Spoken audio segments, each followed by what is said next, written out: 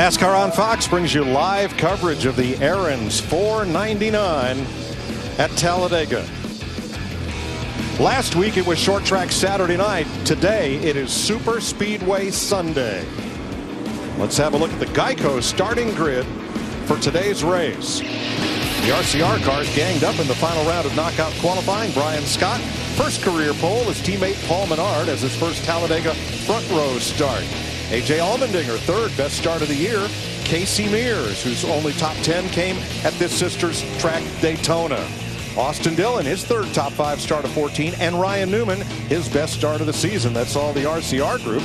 Then the Stewart-Haas cars, Danica Patrick and Kevin Harvick, the 2010 winner, along with Kurt Busch, 3 times a runner-up at the plate race. The Ford of Carl Edwards snuck in there in the top 10. 6-time Talladega winner Jeff Gordon with Tony Stewart, who has a victory here.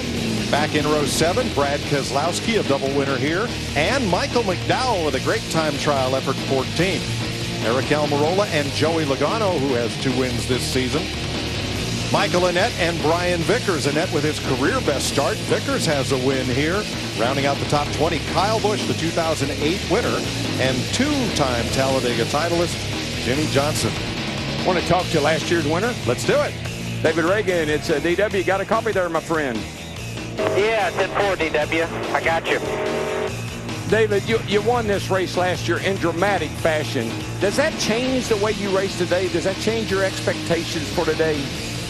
Well, it certainly gives our team some confidence. I don't think there's one particular strategy and one perfect strategy to win today's race, but you're going to have to adjust it all day long. Our KFC Go Cup team's done a nice job.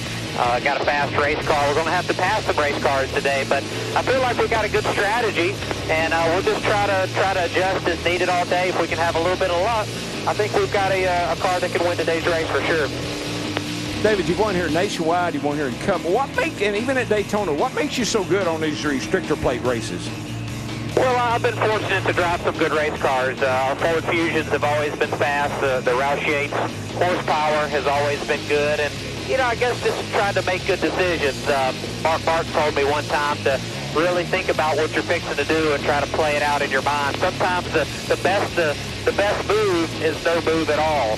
So you know, I've been lucky too. So just a lot of different things, but very fortunate to have a fast front row motorsports Ford to race here today, and a great crowd here at Talladega Super Speedway. So it's going to be fun. Glad you guys are watching. All right, my friend, can the Davids, you got your teammate right there beside you, David Gilliland, can the Davids take down the Goliaths today again? Yeah, 10-4. You guys stay tuned in. It's going to be a heck of a show. We got a good race car, got a good chance to double down for another victory, and whether it's me or that 38 car, it'd be cool to see us in victory lane again. All right, show us how you KFC. Yeah, that's right, 10-4. Thanks for checking in. Thank you to all the viewers for watching, and hold on tight. It's going to be a fun race. I like the train tracks on top of his helmet because we're going to have 2 fast freight trains lined up here in just a matter of a minute or so. Introducing Budweiser Speed Tweets, the new interactive game where fans compete for a chance to race go-karts with Kevin Harvick. Visit Budweiser.com/speedtweets to register and for official rules. Let's get down and get our late-breaking stories from pit road, beginning upper left. Chris Devoda. Well, Mike, normally a pole sitter would take pit stall number 1. Brian Scott is here in pit stall number 17. The reason? He has a teammate, Austin Dillon, right next door. Here, it's not necessarily about exiting first. It's about not getting off pit road alone. You don't want to be solo and lose the draft. Brian Scott says here, specifically at this racetrack, he feels like he has as good a shot as anyone. Matt Yoakum? Well, Chris Devoda, with so many different game plans and strategies for knockout qualifying, Ryan Newman, quote-unquote, took one for the team. He was the point man, the guy who led the RCR freight train, trying to help his teammates get a better spot on the grid. Now, this team has been stellar for much of the year, just not able to close out the deal. At best finish a pair of 7s, but they really feel like they've gotten closer, and today could be the day that they score Newman's 2nd overall restrictor plate win. Steve Burns? Well, Matt, Joey Logano's first 5 Cup starts here, he had 4 top 10s. Not too bad, but his most recent 5 starts, goose egg in the top 10 column. You just heard David Ragan say sometimes the best move is no move. Well, Joey Logano says he's been very guilty of not being patient here in those recent races. He'll try to do a better job of that here today. Jeff Hammond. Well, Steve, believe it or not, it's been 22 races since the last time we had a caution-free race here at Talladega. In the meantime, there's been 32 crashes in those 22 races, and they've all involved 5 or more race cars. And because of that reason, we know there will probably be a big one. It's not a matter of if, it's a matter of when. And for the 9-car team, they are prepared. They've got fenders, quarter panels. They've got sawzalls to cut it off, hammers to beat on it, and they've also got the #1 tool as far as super speedway racing is concerned, bare bond to be able to repair these cars. It's all about finishing this race, guys.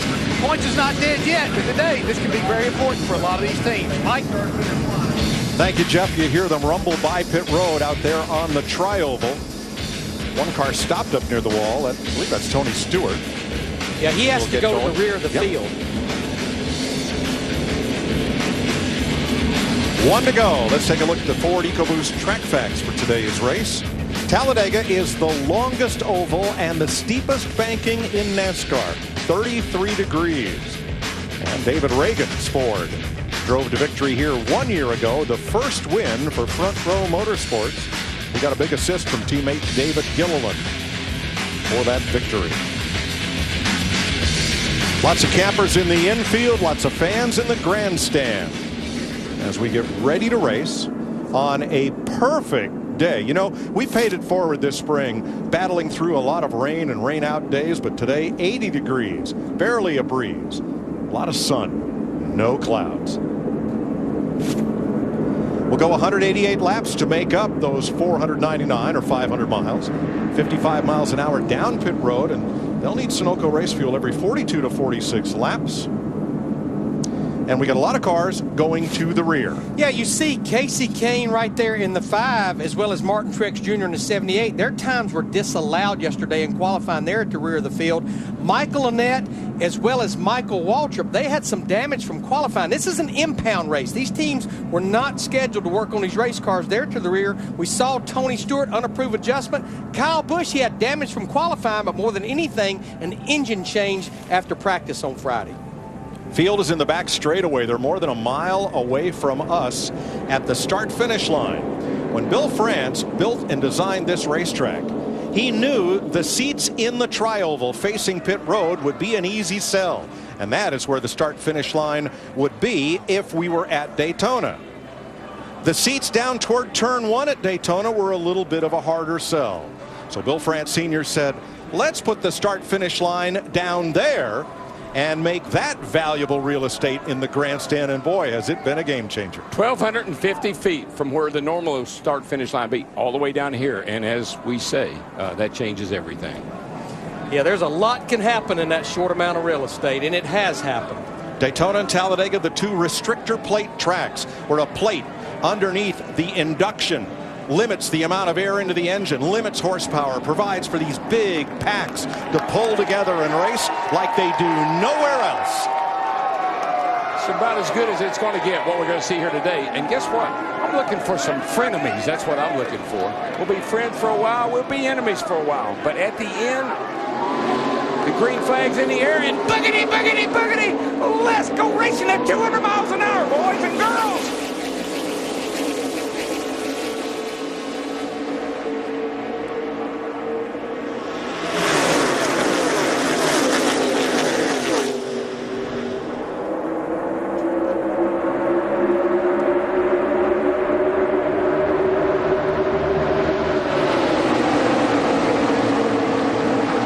Still building, 2 long freight trains of cars.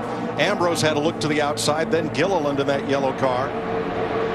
But the field still pretty well formed up as they go into 3. We're starting to see a lot of 3 wide at the back of the pack, and actually starting to see 3 wide at the front of the pack. Kevin Harvick was in the middle, and then the top lane came down to join him, led by Brian Scott in the 33.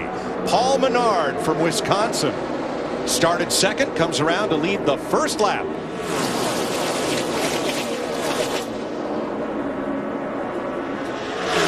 saw Ryan Newman in that 31 car get hung on the outside, but looks like he's gathered a few friends up there in that high line now. I'll be with you boys here in a second. I just got to get my breath. The first few laps to me are always so breathtaking. And I mean, look at this. And these cars are snaking around. And I know that the driver sometimes doesn't even have total control of the car. The turbulence, the air turbulence, the cars moving, buffing off of each other. The driver does everything he can to hold a steady line, but now we've got 3 full lanes with Joey Logano way up on the high side and that yellow and red Ford trying to overhaul Menard, who leads, and the middle lane is led by Brian Scott, who qualified on the pole, and that 33. Scott not eligible for Sprint Cup points. He's full-time in NASCAR's second tier, the Nationwide Series. Riding with Kevin Harvick there, he saw that outside line coming, and he's driving that 4 car. He jumped to the outside to get in front of that line. And Mike, you have to be gentle on the wheel. You can't snatch the wheel. You can't jerk the wheel. You got to be gentle with the wheel. Whoa, big move for Menard. He comes from bottom to top, rides the elevator up into the turn 3 banking to try to block the top lane. Now comes down, picks up the 4 of Kevin Harvick. Will he come all the way to the bottom and pick up 47 Allmendinger? He does. Yeah, as long as they're side by side behind him like that, he's in pretty good shape. Doesn't have to really worry too much, but he's working the line. He's working the line. It's got the push. On the outside, Harvick and Carl Edwards. The inside line, Menard with Allmendinger. A lot of times, Mike, I think that's how you can tell how equal these cars are. The reason the inside line is faster, it's shorter. If the cars are fairly equal like they are, then the longer way around, you're going to lose a little bit of time when you get up on the outside. On the inside, that'll be Menard, Allmendinger, the 3 of Austin Dillon, who was the Daytona pole sitter, and Danica Patrick. Now, what they all don't have is the same horsepower. There's a variance there, and that can make a difference. I think Austin Dillon in that 3, he saw that top line was making a move, and he jumped up in front of Kevin Harvick in that 4, going through 3 and 4. So does Paul Menard now in the 27. It's almost like the line moves as depending on what drivers are in what line. Oh, yeah, it's what I say. I mean, a lot of it has to do with horsepower. Cars are pretty equal otherwise. Here comes Harvick up the middle. Danica Patrick leads the inside lane, staying even with Harvick, her teammate. This is one place where everybody will work with Danica. They trust her on this super speedway. She's really good with the restrictor plate car. Oh, by the way, she has a fast race car, too. Doesn't hurt anything.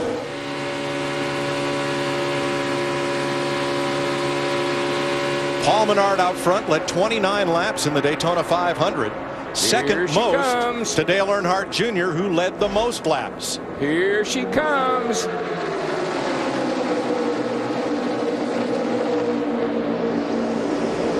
Menard from Allmendinger and Dillon on the top lane.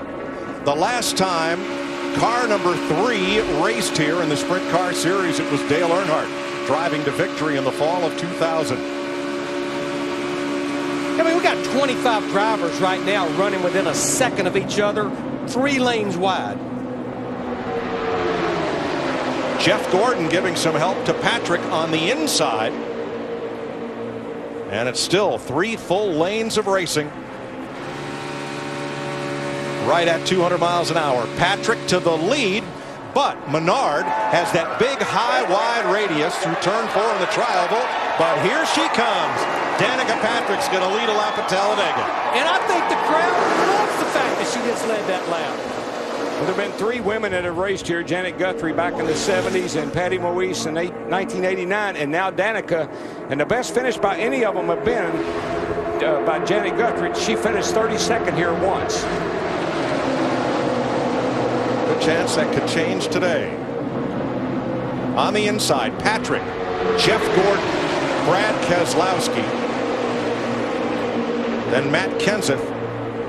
That's a potent group on the inside as you watch Danica Patrick at work.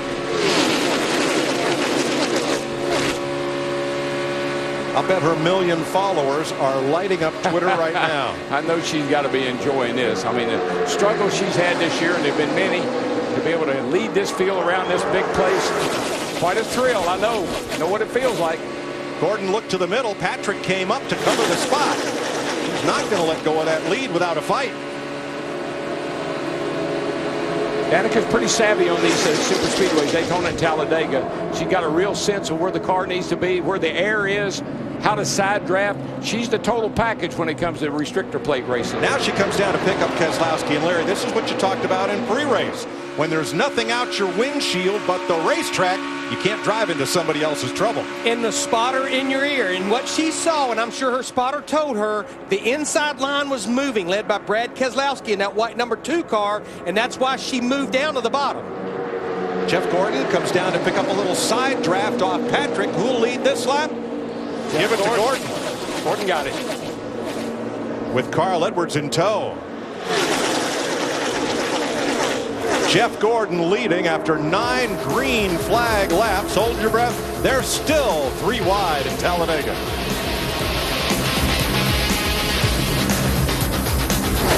Do you hate saving money, Jeff? What is it with you? I don't hate saving money. Are you sure? Because I'm racking my brain here. I have no idea why you would possibly... I got my own family, Tom.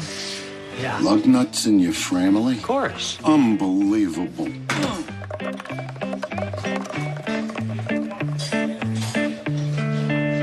Join a Sprint family for as low as $25 a month, and for a limited time, get a switching bonus worth up to $650. Happy connecting from Sprint.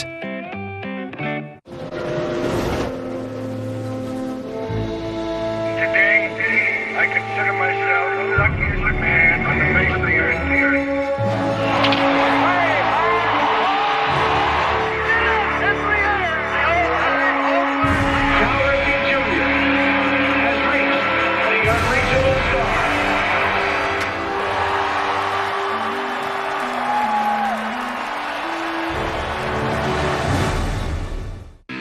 There are cars your parents would recommend you drive. There are cars your driving instructor who taught you the finer points of parallel parking would recommend you drive. And then there are the cars your crazy uncle, the guy who introduced you to speed, metal, and gave you fireworks for your birthday, would recommend you drive.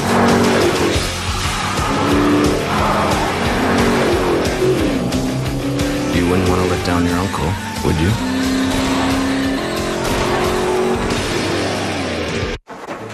In NASCAR, there's nothing a fan, team, or driver wants more than to be first. First on the leaderboard, first out of the pits, first to the checkered flag. In the nation, being first is just as important. In Nationwide Insurance, we put members first because we don't have shareholders. It's why the Earnhardt family has trusted Nationwide for more than 35 years. Nationwide is on your side. I'm MMA champ Chuck Liddell, and I stop things. People. Problems. Anything that moves. Just like Duralast brakes. They stop anything! Hey, if you use anything else, you should stop. Duralast. Proven tough. Get in the zone. AutoZone.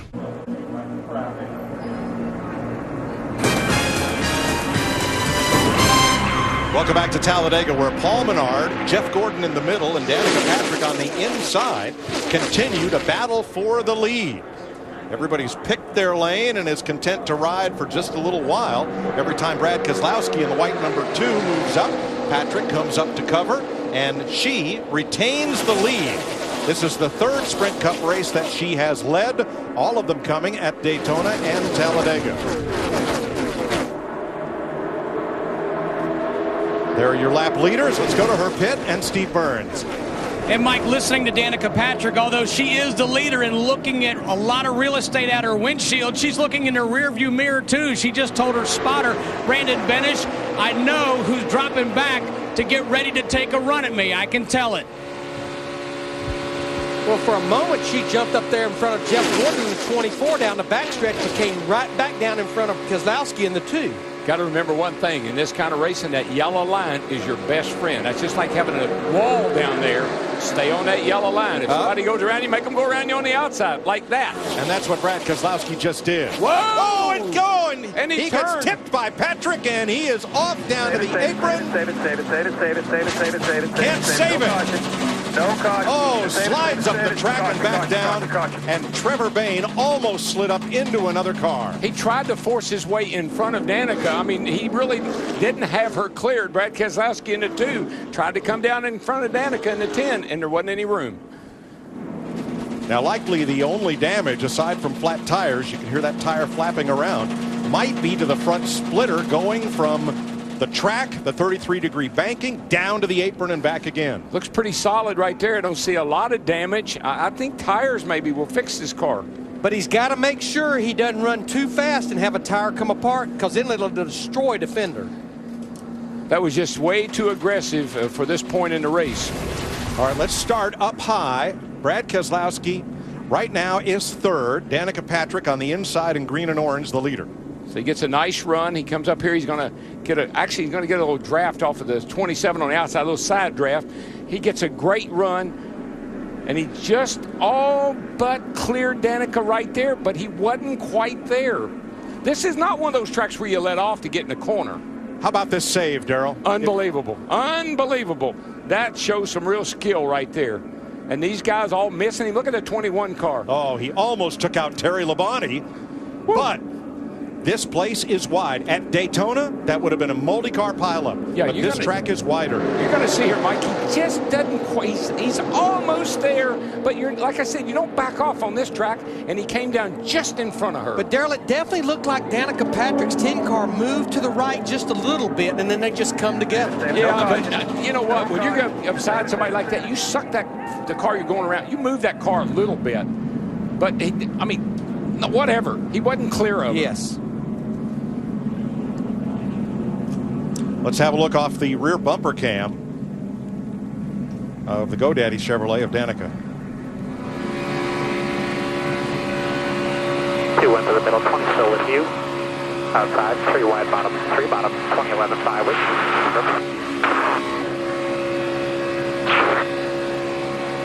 Look, not your fault. Call it what you want. He wasn't clear. You know, she hit him. You're running 200 miles an hour. You don't touch the brake. You don't let off the gas. You're riding with Keselowski. In line. Oh, really? Save it, save it, save it, save it, save it, save it, save it, save it, save it, save it, save it, save it, save it. No caution. No caution. Just save it, save it, save it. Caution, caution, caution, caution. I don't believe I need to hear all that. I don't think I'm doing all I can, dude. Leave me alone. All right, pit road is open, Steve. And Danica Patrick should get just right side tires on this stop, Mike. Also, A.J. Allmendinger in the 47. He started near the front. Says, my car feels good. He'll get right side tires as well. Krista. Steve, that's the plan for the 24 of Jeff Gordon. 2 right side tires for the 24 machine. Matt? And Paul Menard, the game plan, right side tires only. Meanwhile, his teammate Ryan Newman stayed out to lead a lap. First caution flag of the day. We're 15 laps in at Talladega, and high marks to Daytona 500 winner Trevor Bayne and 2-time Cup champion Terry Labonte for keeping that from becoming a multi-car pileup in turn number 1. Look at Bayne's number 21 thread the needle. Getting ready for the restart after Brad Keselowski on the left and Danica Patrick got into it. Here's one more look. And we heard what Danica had to say afterward about this collision.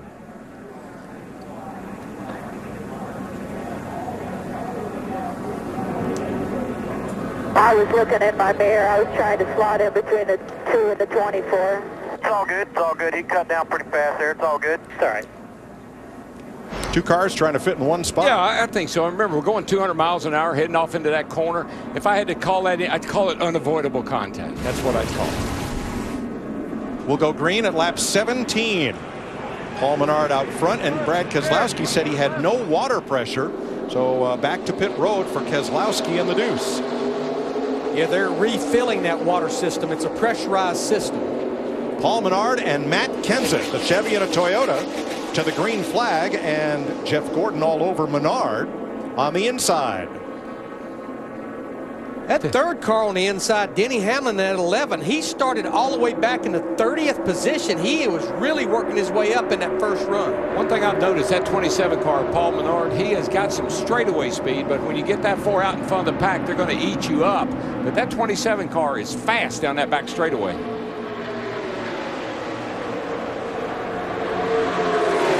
Double file into turn 3 for the first 14 cars. Then the triple header from there on back.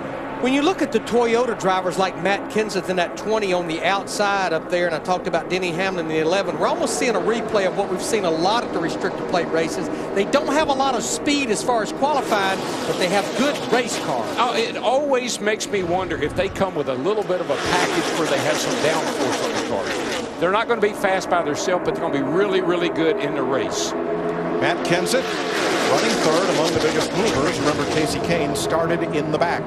He's picked up 30 spots. Brad Keselowski still on pit road with the hood up as Paul Menard leads them around. Matt Yoakum. Mike, you heard that Brad Keselowski asked Paul Wolf, his crew chief, is the radiator gone because the temperature was climbing? They raised the hood. They noticed the overflow line to the radiator's been cut. They're going to have to replace that. Menard brings them back into the tri-oval. Hugging the yellow line with Gordon in the middle lane as now we're 3 wide once again. And Matt Kenseth to the high side with Danica. Well, we know that 20-car Matt Kenseth, that has been one of the best restrictor plate cars the last couple of years. Ever since Matt got in that car, doesn't surprise me to see him shoot out into the lead here. The last 2 years in a row, Matt Kenseth has led the most laps in this race. And he and his crew chief, Jason Ratcliffe, they had a little different strategy on that last caution. Every driver came to pit road, either did 2 tires or 4 tires. They did fuel only. That's one reason they were able to pick up a lot of spots on pit road. Now it's the 2 outside lanes that seem to have the speed. Carl Edwards in the 99 was leading the inside lane, and now a car drops down in front of him on the bottom. That's Denny Hamlin in the number 11 Toyota. I think the lane that's the fastest is the one that the 27 and the 10 are in, because they've got 2 really, really fast cars. Paul Menard in the 27, Danica in the 10. They seem to be able to get to the lead and hold it. Menard leads the middle lane with Jeff Gordon. Danica second in the outside lane behind the 20 of Matt Kenseth. See another player in this group up there. He's that 4th driver on the outside, Jimmy Johnson in the 48. I think that supports what we talked about at the top of the show. Normally, Jimmy Johnson's a driver that goes to the back. Here he is right up there in the thick of things, trying to get to the front. Johnson has 2 wins and 4 top 5 finishes in the last 5 races at Daytona and Talladega. His car on the inside, white with blue stripes. And there's last week's winner, Joey Logano in the 22. He's found his way up here to the front and led that lap.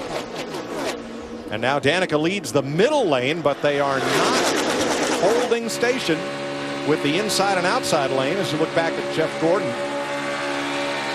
Danica even with the 4th car on the inside.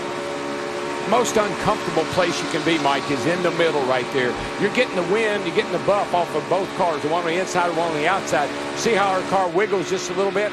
They're harder to drive and hold straight down the straightaway, which seems unbelievable to me, but they're harder to drive on the straightaway than they are in the turns. Car 22, Joey Logano, your leader. Let's see if he can come around and lead lap 22. From Jimmy Johnson behind him and Matt Kenseth on the outside. This is his 46th race with Team Penske. He's already led more laps for those 46 races than he did in 4+ years at Joe Gibbs Racing. Well, the 2 winningest drivers from last year, Matt Kenseth's up top there in the 20 and Jimmy Johnson down bottom in the 48. They're looking for their first win of the year. I got a feeling they think they got the cars to get it done today.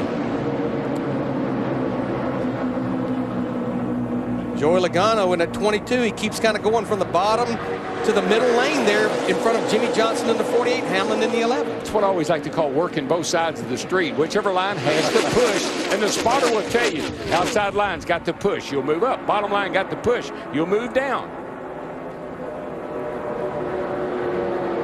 Joey Logano brings them around on the outside. Matt Kenseth with teammate Denny Hamlin fight for the lead. Car 24, Jeff Gordon, is in 11th spot. Jack is back to live another day with 24 tomorrow night. Why are we on lockdown? Bauer's trying to escape, sir. Kate's down there right now. Kate?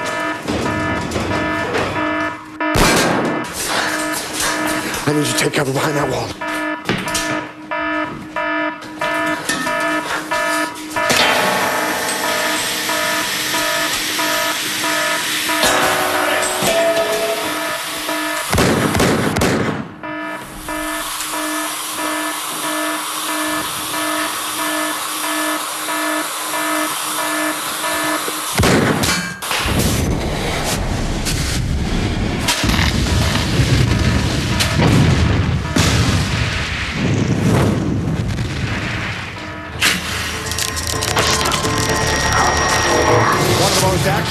suspenseful show as ever on television. 24 returns to Fox tomorrow night.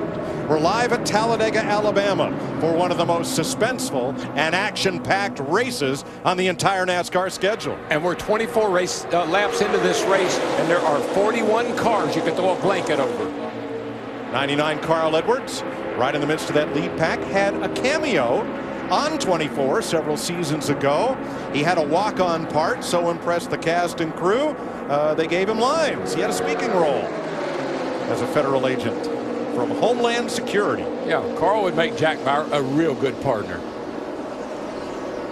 Yeah, Carl, he's starred in a couple of country music videos. He's doing all kinds of things outside of driving this 99 car. He wants to star right here in Victory Lane at Talladega.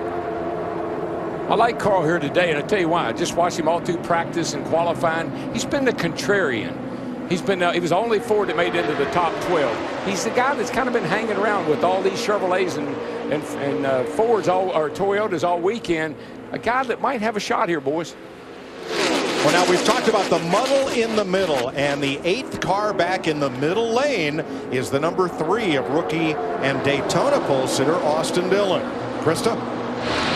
That's right, Mike, as the cars roar by the front stretch. You mentioned that number 3. Anytime a number 3 racing at Talladega, it warrants an update. Austin, before that last pit stop, told his crew chief, Gil Martin, do not touch the car. It is great. They took 2 right side tires. He is comfortable in that red, black, and white number 3. And you know, we talk about handling is not a big issue at Talladega, but stability is. Having a stable car, a car that you can get in the middle, that you can drive and move around, that's when you have a good race car. And it sounds like that's what Austin Dillon in the 3 has today, a very comfortable, stable car. You know, we spoke earlier about Denny Hamlin that at 11. You think back to Daytona Speed Weeks. He did everything he could about do there except win the 500. He won the Sprint Unlimited, the Budweiser Duel, and finished second to Dale Earnhardt Jr. in the Daytona 500. Joey Logano edges Hamlin at the line to lead that lap. Yeah, Larry, after the disappointment of Martinsville. Remember Martinsville? He said, I guarantee I'll win this race. He didn't even come close. And then we go to his favorite track, Richmond. No, not a factor at all. Got spun out late. Joey Logano, your leader. NASCAR on Fox continues after these messages and a word from your Fox station.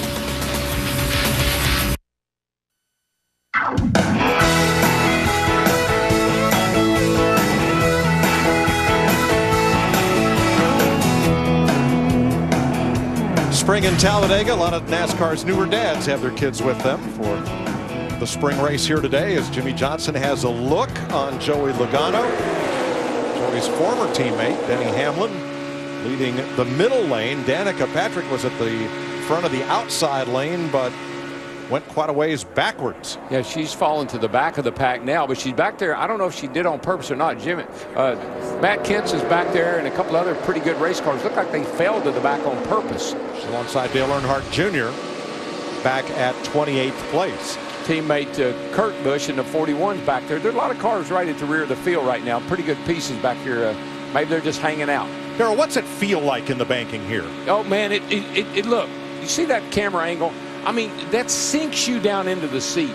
It literally makes the helmet come down on your head. Makes your seatbelts actually get loose. That's why you're always pulling on them. Because in the banking, you're sinking down in the seat right there, and it can actually loosen your belts up. So a lot of downforce, G-force into the turns. And it happens quickly. You're on the straightaway with a little banking and then up into the 33-degree banking.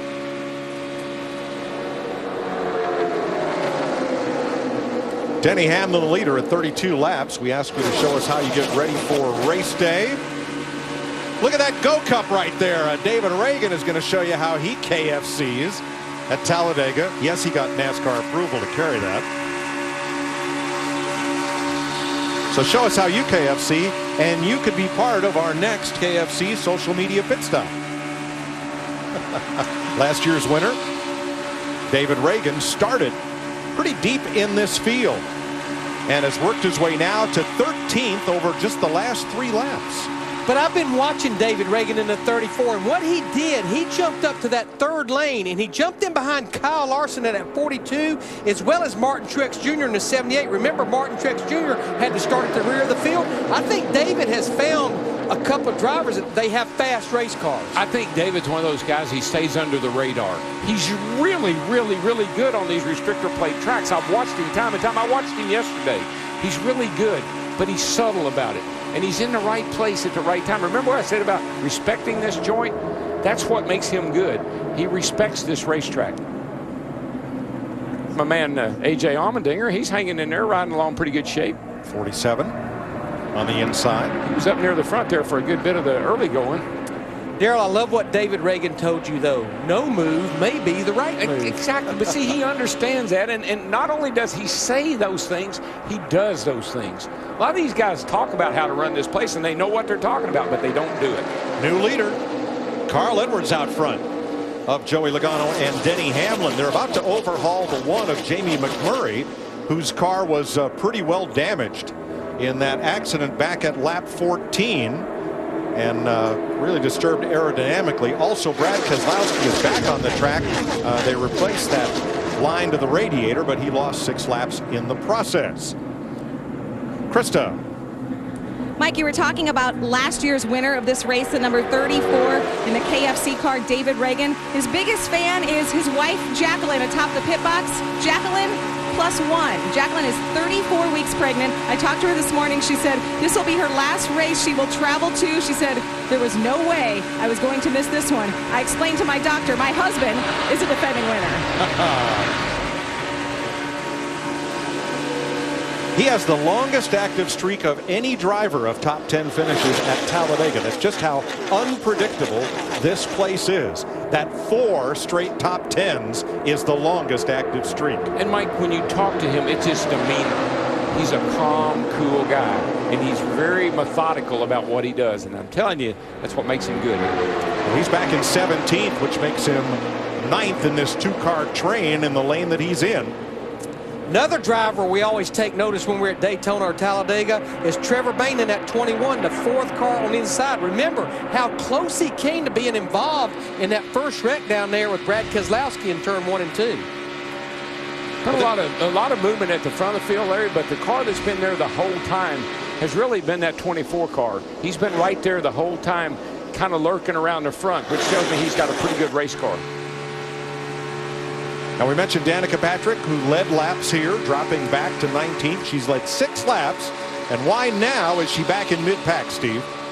Well, Mike, very simply, her water pressure light came on her gauge panel, and she just dropped back to get out of traffic and to try to cool it down, really. But, again, water pressure light.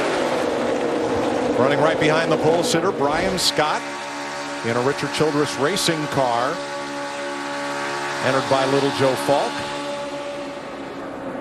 A lot of traffic. 3 lanes wide, 200 miles an hour, and only 3 laps of this race have been led by drivers who have been to victory lane here.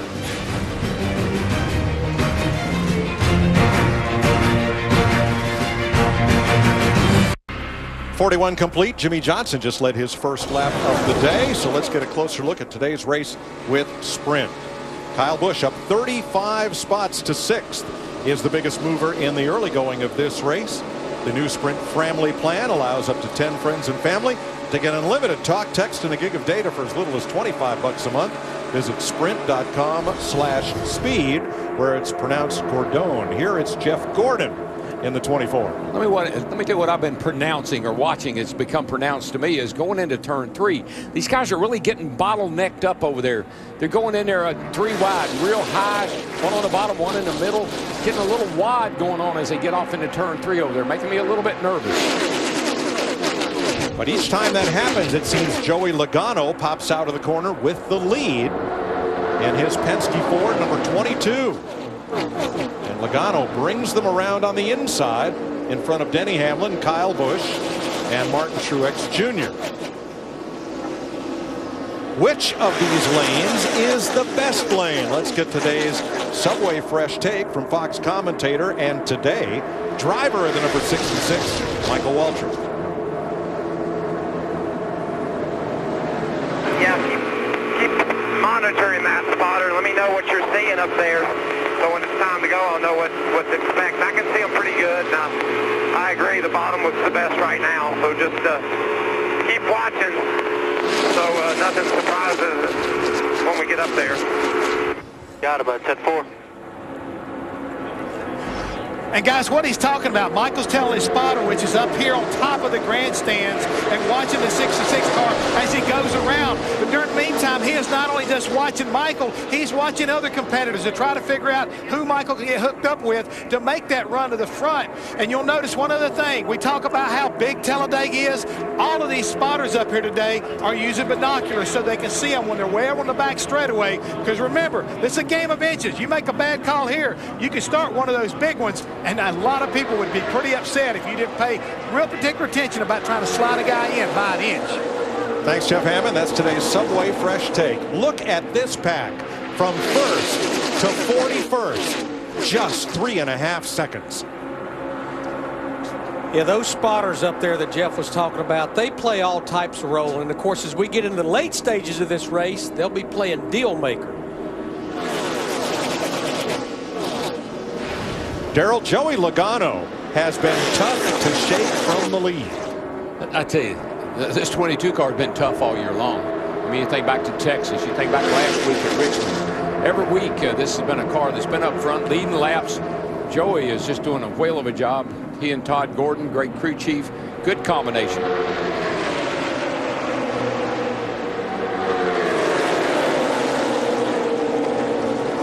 Let's go back to 9th place. That's Kevin Harvick in the number 4. Last year's winner David Ragan alongside. Harvick's had no trouble staying up among the leaders today. Matt? Mike, you may see that 4-car dip out to try to get a little more air in to cool the water temperature on that first 15 laps of the race. In that Ford machine for Harvick was pegged. There was no debris on the grill. Listening to several different of the Hendrick cars, they had that same concern, all running warm, especially Tony Stewart. Mike? Well, it's an 80-degree day here. Yeah, it's warm, it's hot, and Larry, what makes cars go fast? Well, they put that radiator opening, the opening that sends air in there to cool the radiator, just as small as you possibly can, because the more tape you put on this nose, the faster it's going to run on these long straightaways here. I did see in the garage area, and this is the warmest day, teams were getting pretty aggressive with tape on the nose.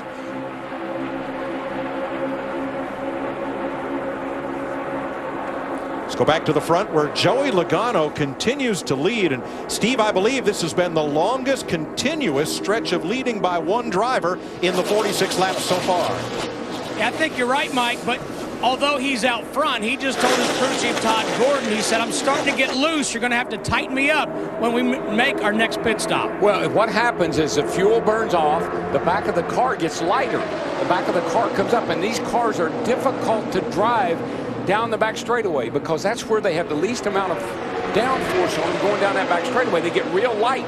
Then you get loose getting in the corner, and I'm sure that's what he's dealing with. Well, and Darrell, he's out front because he's getting a lot of front downforce. Those front tires are biting good right now because he's in clean air. Yeah, you get somebody up on the back of you and the car's getting a little light in the back, it does make them hard to drive. Maybe I'm just used to seeing him out front. Earlier, Joey Logano led 11 straight laps. As he crosses the line now, that's 7 in a row.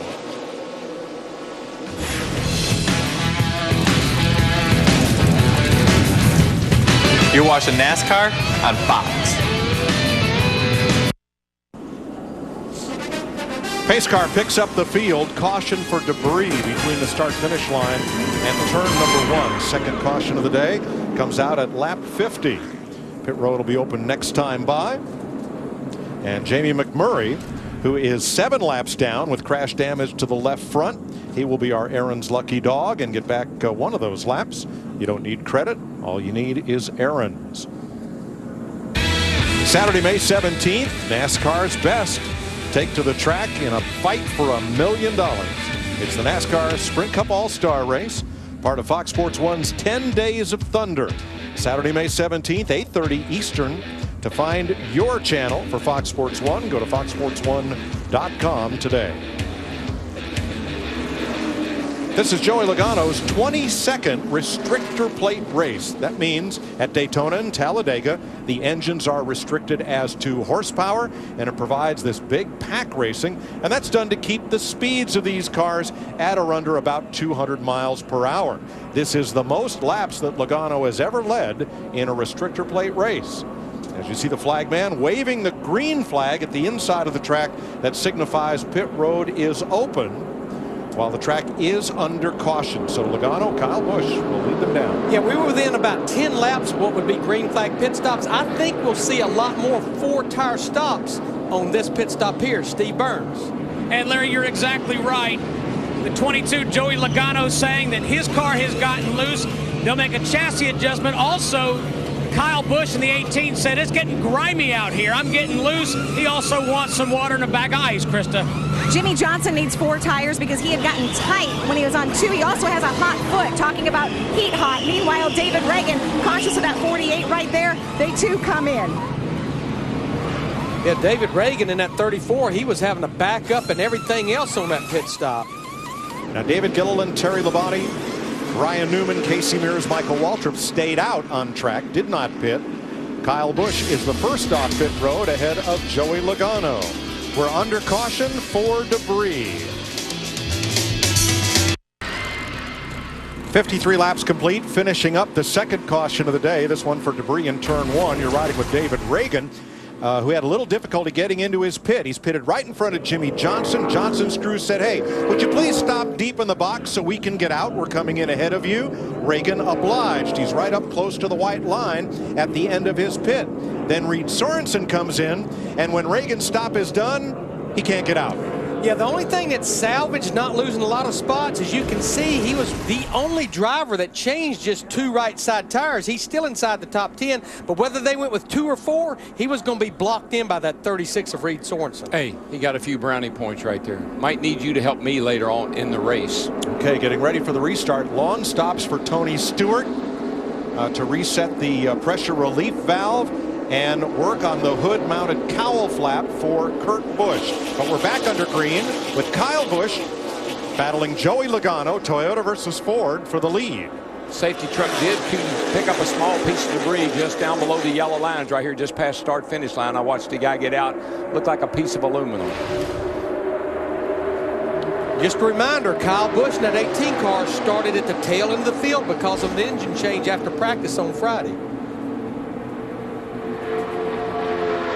Rookie Justin Allgaier reporting that his number 51 is overheating. That's another Hendrick engine. We're hearing a lot of the Hendrick engine, Hendrick-related drivers with their cars that are running a little warm.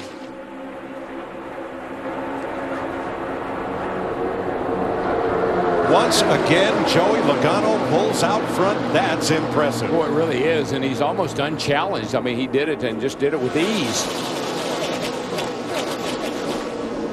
Have a look at our Toyota top performers in today's race. Kyle Busch in second. Matt Kenseth currently fourth. Denny Hamlin and Brian Vickers. Problem with these races, Mike, the longer you go, the braver you get. You know, you start off, you're real cautious, you give, you take, you let everybody in, you don't do anything aggressive. But as the race goes on and on and on, you start getting a little more aggressive and you start putting the car in places that maybe you shouldn't put it. Well, Daryl, you just build up your memory bank with I did this and that worked. Let's try that. Oh, yeah. No, you move around. You want to play around here and see what line works best for you and your car, who you work best with, who you draft well with. You're doing a lot of things right now other than just going around the racetrack logging laps. Whoa, Joey Logano almost got a bumper full of Matt Kenseth as he came down to the bottom of the racetrack. Yeah, about the time Darrell Waltrip was talking about moving around, that's what Joey Logano on that 22 was doing. But now Greg Biffle in the 16 car started all the way back in the 31st position. He wants the lead down the backstretch. I'm just wondering if Logano had to lift a little bit and catch his breath after that little deal with Matt Kenseth.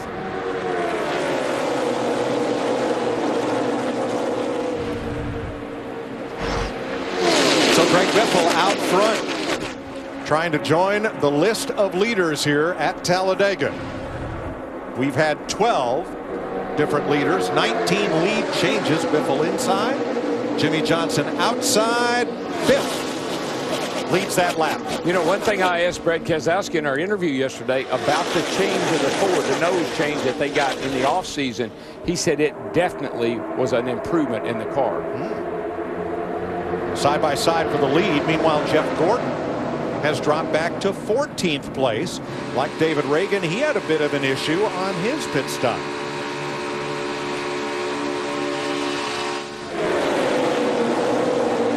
Landon Castle in the 40 car had him blocked in. This is a Hendrick engine. What I also saw is a crew member pulled a little bit of tape off the nose of this race car. One thing you have to be really careful of is jamming your car in reverse. These transmissions are pretty fragile. You jam that thing in reverse and spin the tires backwards, sometimes you can tear a gearbox up. But what happens on pit road here, Mike, is we had, like that time, we had 41 drivers on pit road at one time because we had that many on the lead lap. That's right, Larry. Right now, first to 41st is covered by just 3 seconds. And when pit road opens, all the lead lap cars are eligible to pit at once.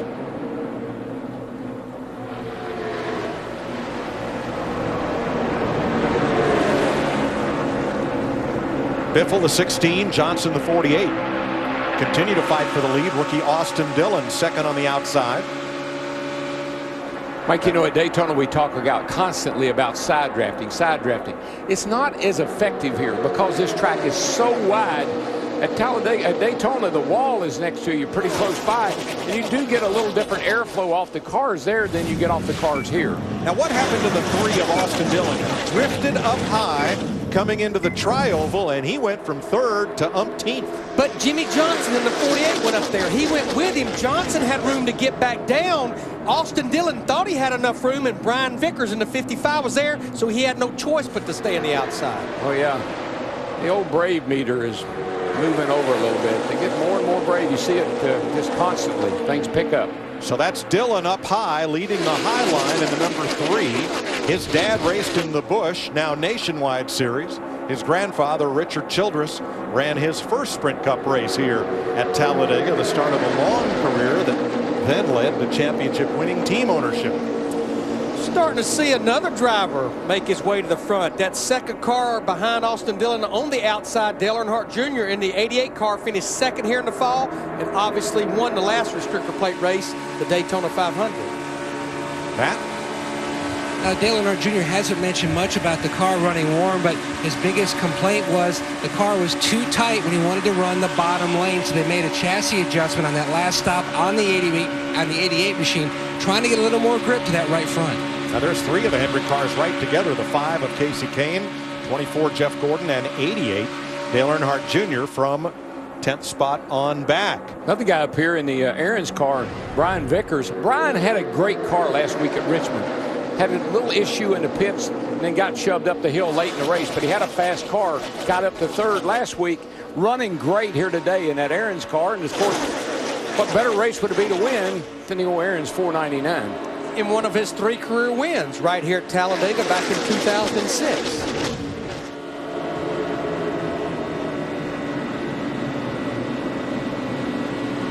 "61 laps in, first to 41st. Covered by just 3 seconds as Greg Biffle's Ford leads them around Talladega." You're watching the NASCAR Sprint Cup Series on Fox. To find your channel, go to foxsports1.com. You know, Mike, we were just talking about, is it comfortable or do you want to be at the back? How can that be comfortable? Oh, no. That gives tire testing a whole new meaning. Yes, right it does. Yes, it does. I'm not sure about that one. But riding around at the back as we were watching the race, riding around at the back, if you're not comfortable getting up in there and mixing it up, your car's not exactly like you want it to be, it looks to me like you can fall pretty far to the rear all the way with the, almost a straggler and catch back up. So if you don't really like being up in that 3 wide stuff, ride around the back and enjoy the race. Yeah, if this field ever got single file, that might be difficult to do. That would be harder. You're right, because right now 3 wide, nobody's going anywhere.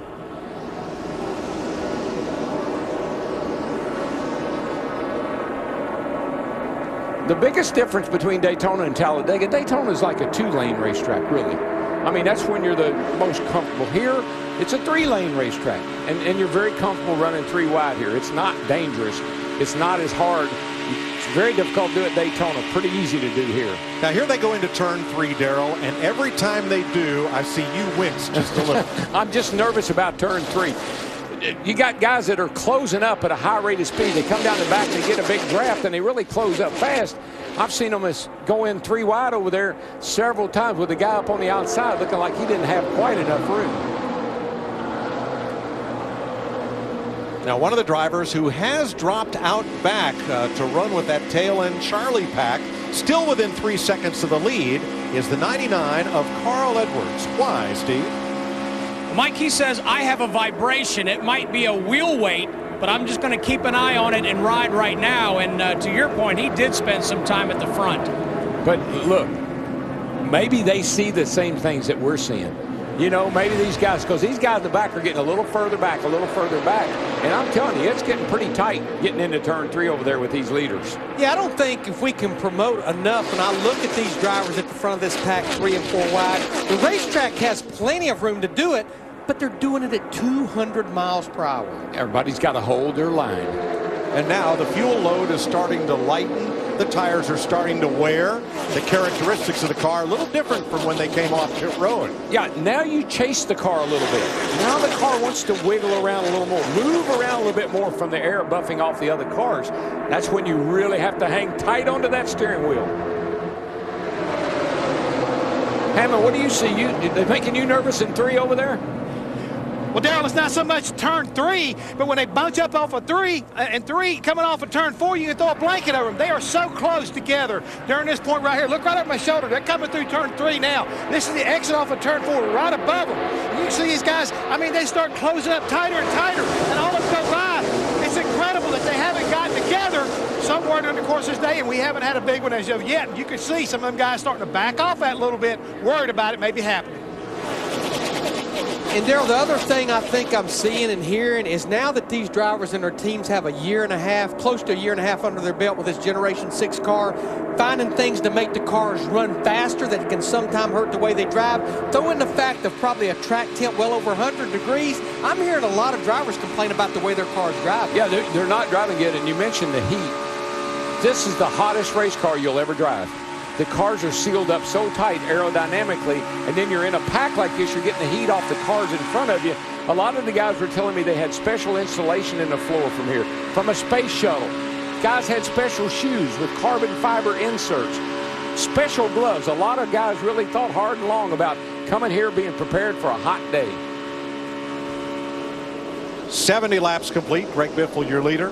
Chevrolet and its dealers proud to support Military Appreciation Month with the best military purchase program for all who have served. Learn more at ChevySalutes.com. You know, one time we got our hands on some of the tile like they put on the space shuttle, and we glued that to the firewall, and boy, did that make a difference. And then we started putting it in I can't tell you how we got a hold of it, but we got a hold of it. You put your best man on it, Hammond. Hammond, yeah. See if you can get me some of those tiles off the space shuttle. He was hanging on to that bad boy. Jimmy Johnson leads the outside lane in his Lowe's Chevrolet, while up front it's the 3M Ford of Greg Biffle. 72 laps this time around. Biffle has Matt Kenseth and Kyle Busch and Denny Hamlin, all 3 of the Joe Gibbs Toyotas, right on the back bumper of the lead car.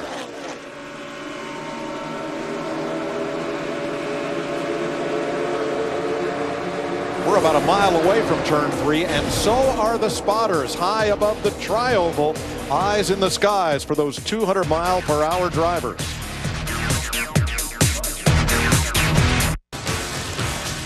.76 laps in. Greg Biffle's now led 19 of them. He's out front. Here's a closer look at today's race action with Sprint. Biffle's number 16 Ford has the fastest lap of the race, 202.5 miles per hour. The new Sprint family plan offers up to 10 people unlimited talk, text, and a gig of data for as little as $25 a month each on the Sprint network. Visit your Sprint store today. Mike, the old Biff's going for a record. He's got 81 consecutive races where he's been running at the finish. The record is 83, and so he's got a good shot at breaking that record. Krista? Greg Biffle with a very strong car, especially on that bottom line. His spotter, Joel Edmonds, has been telling him, watch the middle. That 48 has been very strong in the middle, but so far that bottom line is with Greg Biffle leading is holding the charge. Yeah, Grieg, short way around. And as we get to 2 wide racing, it's still a little bit of 3 wide here, but things have gotten a little tame for the moment. Last caution flag was at lap 50, so still a ways to go here before we might see green flag stops. Yeah, probably about 15 laps before we would see green flag pit stops.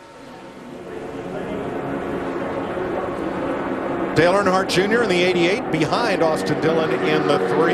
Matt, I don't believe Jr.'s made it up into the top 10 yet today. Mike, he was trying to utilize the outside lane until that last pit stop because he could not run the bottom. Now he's back on the bottom, running in the 17th position in the 88 car now. His spotter, TJ Majors, he and Dale have worked together since the very end of the DEI days.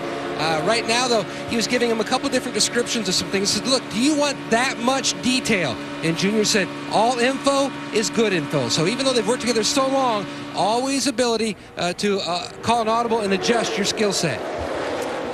Yeah, I found it interesting in the media center on Friday. Dale Earnhardt Jr. said he felt like their restrictor plate program, as far as their cars, had gotten behind, but they've come to life of late.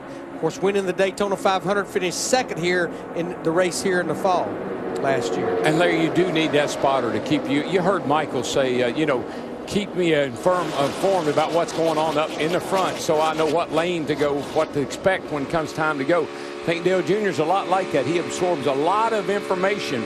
And it's not just for casual information. It's things that he can use when it's time to go.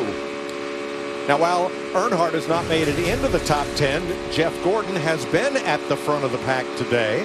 But look now, he has fallen way back to 38th, 39th now. And another of the Hendrick-powered cars, Tony Stewart, last car on the lead lap, 41st. Now we're hearing there is nothing over the in-car radio from Jeff Gordon to indicate a problem. Sometimes, Mike, you just need a break. Sometimes you've been up in there, it's so intense. I know, folks, I know you look at these cars and you say, well, it doesn't look all that. It's so intense when you're up in here 2 and 3 wide. Sometimes you just need to back up, get a deep breath, and then regroup and go again. It helps you out later on. But I think that pit stop problem put him in, remember what we called it, the middle of the hole. And I think he said, you know what, I'm going to go back here and I'm going to get out of this hole and I'm going to go back here where it's a little safer right now for a while. Larry, look at the speed on the Harv's car there. He's bouncing right around 200 miles an hour. He's lifting a little bit there, getting down in the corner so he doesn't run over somebody. A lot of RPM, 8,400 RPM. And he's sitting on a hot stove, I'm telling you. There's a lot of heat inside these race cars. That throttle right there, as you can see, it's wide open all the way around this racetrack. You really, believe it or not, you use the throttle a little bit, you use the brake a little, you drag the brake a little bit to kind of hold your position, and you never stop focusing. You're constantly looking ahead, looking in that mirror. You need to know where everybody is at all times. How about Harvick, Matt? And he's also looking at that water temperature gauge, Mike. It has not improved, still complaining that the car is running extremely warm. They're trying to get that car as cool as possible. His teammate and the owner of Stewart Haas Racing, Tony Stewart, you can see him dipping out, trying to get as much clean track as front of him, trying to cool down his race car. His crew chief, Chad Johnson, said if it doesn't come down much more, we may have to look at hooking it up to the cool down unit. Problems on the 14. Larry, it almost sounds like they got a radiator issue. Like they've come here with a radiator that maybe doesn't have a lot of airflow. Remember on the pit stop, they reset the water pressure relief valve on that number 14. But the pattern I'm seeing, I know Darrell and I were talking earlier about front end tape. I'm hearing it's mainly drivers with Hendrick engine packages. Even Justin Allgaier in the 51 was complaining about overheating a little bit.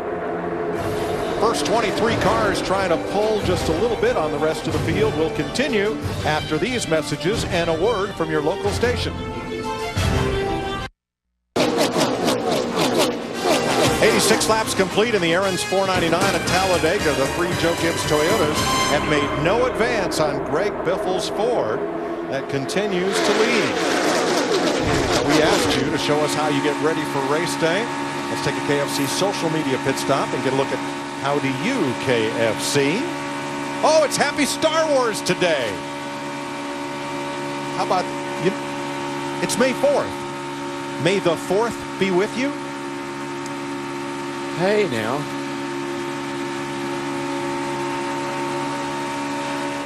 While you ponder that, here comes Kenseth right to the back bumper. I'm trying to figure out how to tie that into this race. There may be a way. Jimmy Johnson leads the middle lane and Trevor Bayne the top lane. How about that second place car of Matt Kenseth? Steve. Yeah, he just remarked, Mike, that he said, I can stand to be a little bit tighter when we make our next stop as we close in on pit stops. Yes, Steve, I was just looking, and within the next 8 to 10 laps, we'll see green flag pit stops. A couple of things about green flag stops here. for the first time they would be making one today, and they're trying to go from 200 miles per hour down to 55 miles per hour. And if their crew chief has in mind of maybe just changing 2 right side tires, you can't slide those tires. We saw Marcus Ambrose do it in practice the other day, and the tire blew out, killed the fender, had to go to a backup car. Yeah, only the world's greatest drivers can come off turn 4 down there at 200 miles an hour and roll the car up to 55 miles an hour and not slide the tires. That takes skill. Darrell, I think at this point of the race, still over halfway to go, and with the handling being an issue and how long you're going to have to wait on fuel, my preference would be, I think you should put 4 tires on it right now. Oh, I wouldn't. You got to put fuel in it. You got to fill it up, so you got to be there anyway, so why not? And the drivers, most everybody we've heard has been complaining a little bit about the way the cars are handling and driving. And why wouldn't they, Darrell? We've just run 34 consecutive green flag laps. That's the longest green flag run so far today. Yep. Well, you get a good idea about what you got here. You'll get fuel mileage reading. You get a good tire wear reading. This is a vital pit stop coming up for information. And unlike any other racetrack we go to where you'd love to come to pit road by yourself to not hit any distractions, the way the draft works, you need friends to come to pit road where you can leave with them. Look at that man in the middle, young Alex Bowman, a Sprint Cup Series rookie. He's having a great day here for BK Racing. He's in 12th place, 13th right now, right up there with the leaders. Really good kid. I like him. Right behind him comes the 31 of Ryan Newman. Matt? And Mike, they were planning on pitting around lap 91 to 92, and they have their pitting partners all lined up. But the concern for Newman earlier in this run, he said his car was running worn. That's why he dropped to the back, and they're planning on pulling some tape off the grill when they hit pit road.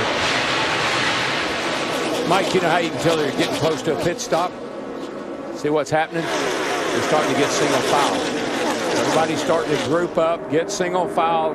Who am I going to pit with? Here we are making deals. You can see one of Greg Biffle's crew members over there talking to the crew of Matt Kenseth's 20 team. Just like I said, you want to come to pit road with friends. Jeff? And Mike, I'm over here off of turn 3, and what Darrell's talking about, you're starting to see it. A lot of hand signals inside these race cars, and these guys at the top realize we got to get back down to single file if we're going to make it to pit road, and a lot of negotiating going on, at least entering turn 3, coming down this back straightaway. And here they come. Paul Menard leads the first group to pit at lap 91.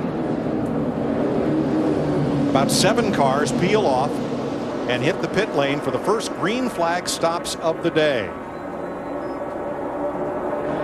Krista. Gil Martin calling his driver Austin Dillon into his pit stall. This was the plan all along, pitting around lap 90, 91 for these RCR cars. It's 4 tires for the 3. Matt? The 27 of Menard is in. The team going to make a 4-tire change on this stop. You can see the crew member, the carrier, go ahead and put the wrench in the back window. Going to make a chassis adjustment so he can feel a little more comfortable running on the bottom. Paul Menard and Austin Dillon lead this group off the pit road. Martin Truex, then Alex Bowman, A.J. Allmendinger, Brian Scott. Next time by, only 1 taker, and that's a very dangerous game to pit by yourself. And it's the Doge car machine for Josh Wise. Doge is a internet cryptocurrency. It's not traded in dollars, but a win here would pay $596,664,147 Doge coins, and a group of people on Reddit.com that are NASCAR fans crowdfunded this sponsorship for Phil Parsons Racing and Josh Wise today. Yep, I looked it up on the old Google machine, and it's quite a deal he's got going on here. It could turn into something really big.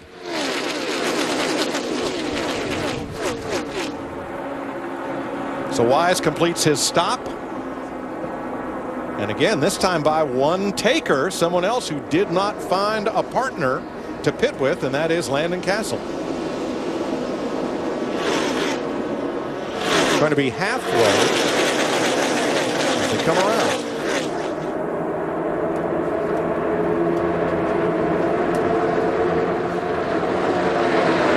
Yeah, Mike, we're going to be borderline in this being basically about a 1 to 2 stop race from this set of green flag pit stops here. What do you think, Larry? They're pushing this as far as they can right now? Well, I would think if they can get up there around lap, maybe say 96 or 97, then you may be thinking about a one-stop race. I think that's what some of these guys are thinking right now. About a dozen of them coming to pit road this time, led by Kurt Busch. Marcus Ambrose is in that group. So is Casey Kane, Danica Patrick, and more. Steve. And Danica, like many of the other drivers, Mike, saying that her car has gotten loose. We expect just 2 tires on that number 10 car of Danica Patrick. Matt. And Dale Earnhardt Jr. pulls to a stop in his box. Easy in, not to slide the tire. The game plan, right side tires on the 88 machine, as well as the 5 of Casey Kane going on the crew chief as soon as he can see. There he goes. The water has come back into the overflow. He's away. Yeah, we saw steam coming out the right corner of Danica's car. A lot of that car's running a little bit warm. Big pack of cars. Most all the leaders coming now. More than a dozen of them, led by Greg Biffle and Matt Kenseth. Into the pit, Steve. And Mike, remember, he said I could stand to be a little bit tighter. They told him to stop a little bit short in his box so he could have a better exit. It's going to be 4 tires for Matt Kenseth. Krista. Greg Biffle, who's leading this race, bringing his car in. The call from Matt Pusha for his driver, Greg Biffle, for 4 tires. Jimmy Johnson also in for 4. The 31 of Ryan Newman is in. They're topping him off with fuel. Kevin Harvick is in as well. Right side tires. The strategy up and down pit road in my area. 6 cars have not yet made pit stops. Race leader Carl Edwards coming now with Michael McDowell, Trevor Bayne, Eric Almirola, Ricky Stenhouse. Those are the cars yet to pit, and here they come, Steve. And Mike, remember, Carl Edwards has been riding it out because he'd had a vibration. He thought he had a wheel weight come off. Right side tires are on. They will make a 4-tire stop on the 99, Krista. Jeff Gordon, who had been running in the back of the pack, his crew and team saying nothing was wrong with the car. He just wanted to stay out of trouble. The call on this pit stop for 2 tires is the plan. Jeff also wanted him to check the splitter. And they're waiting on the fuel.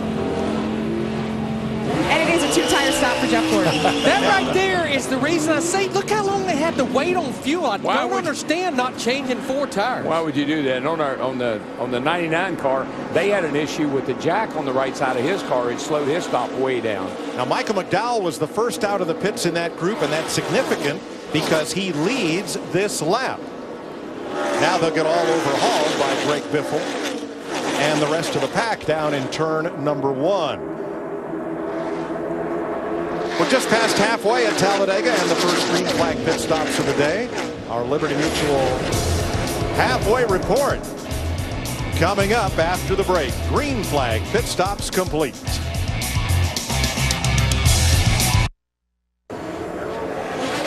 NASCAR on Fox, live from Talladega. We appreciate you watching, and time for the Liberty Mutual mid-race report. And Greg Biffle, your leader, not only at the halfway point, but at this moment, he has led the most laps so far, followed by the Joe Gibbs Racing team of Matt Kenseth, Kyle Busch, and Denny Hamlin, on a pace to race past the total number of lead changes for all of last year. There were 30 last year, already 25 lead changes today. 2-time Talladega winner Brad Keselowski brushed up against Danica Patrick on lap 14, nearly created a multiple wreck. Currently running last, 6 laps down. But in the first half of this race so far, no major crashes, but a long way to go. Darrell Waltrip, who are you keeping an eye on? Well, I'm keeping my eye on the guy that won the most races last year, Matt Kenseth. You know, he's won twice on restrictor plate tracks. He's led 506 laps in the last 9 restrictor plate races. Watch Matt Kenseth. Well, how about his teammate, DW? The 18 of Kyle Busch, top 5 in 3 of his last 4 events here to go with the win back in 2008. I'll tell you how good his race car is. They haven't made a single change to that number 18, Larry Mack. Well, Steve, Jimmy Johnson in that 48 team, they have 2 wins here, but you normally don't see him racing up near the front until the end. But this race, he's been up there all day long. You know what? The question about when he'll win in 2014 may get answered today. Matt. Larry Mack, the car who's second in line on the outside. Dale Earnhardt Jr. over the last 9 restrictor plate races, half of those he's finished second or better. Now the car was a little tight on the first part of the race. Now the car is perfect. Keep an eye on the 88 for his 6th Talladega win. In 22 starts at Talladega, Greg Biffle's best finish so far is 4th. He's led the most laps today. He's been running at the finish in the last 10 races here. And oh, by the way, Chris, it's a contract year for Biffle. He's standing on the gas. Sign me up. And Joey Logano told us on our pre-race show his game plan was to drive hard, early, often, and all day. And he's shown that. He's led 4 different times today. Already he's won twice this year. Over his career, he's won on 5 different tracks, but never here, never on a restrictor plate track. And right now, Michael Waltrip in the 66 Blue Def car is out on the track. Let's check with him. Yeah, somebody's got to take those right side tires and figure out what the hell. I mean, that was ridiculous. What it was, no doubt, unbelievable that a car could shake that bad with a set of tires on it. Unless they were just, something was wrong. 10-4, all the wheels look good, so it was definitely a bounce. We'll get them balanced. We'll go take them, get them balanced, get an answer. All right, hang in there, Michael. Currently running 38th, but on the lead lap. And he has won here before, finished 4th in this race a year ago. This has been your Liberty Mutual mid-race report with Greg Biffle holding off Matt Kenseth, Kyle Busch, and Denny Hamlin. We're glad you're watching NASCAR on Fox from Talladega. For the 3rd time today, the caution flag waves with 82 laps to go, and here's why.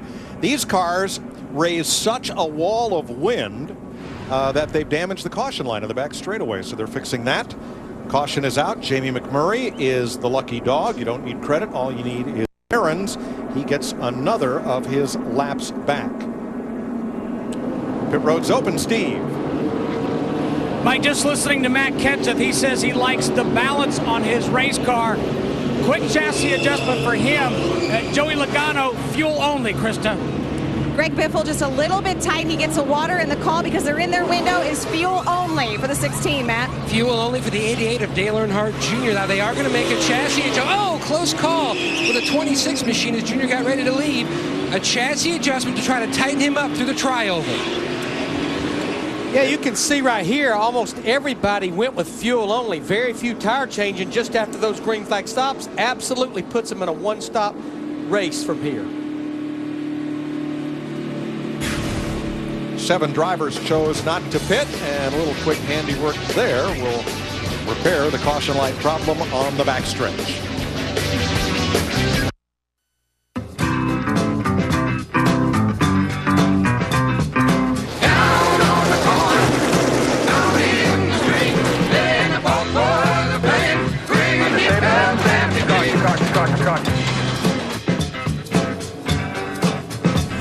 Working the 3rd caution of the day at Talladega, 4 drivers who did not pit on this caution yet lead the race. Casey Mears, Michael Annett, Ryan Newman, and Michael Waltrip. Mears picks up a point for leading laps, and it looks like now all 4 of them will pit and hand the lead to Dale Earnhardt Jr.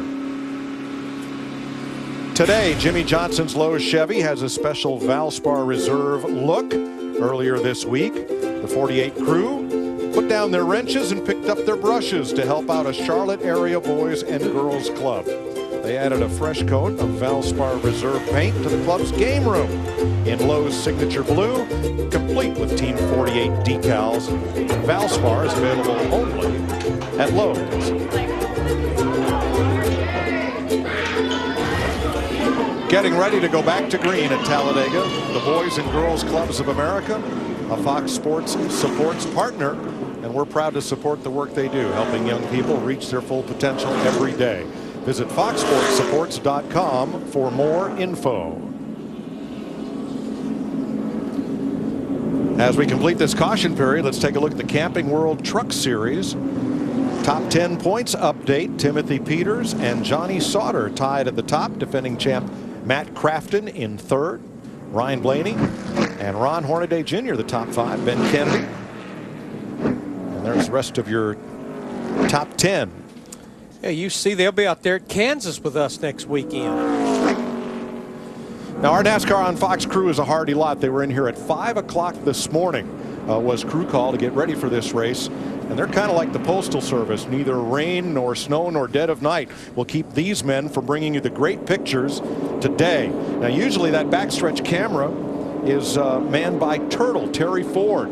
He missed his first race in, I think, the 14 years of NASCAR on Fox yesterday for a great reason. His son Chance graduated magna cum laude at the University of Southern Indiana yesterday. Congratulations.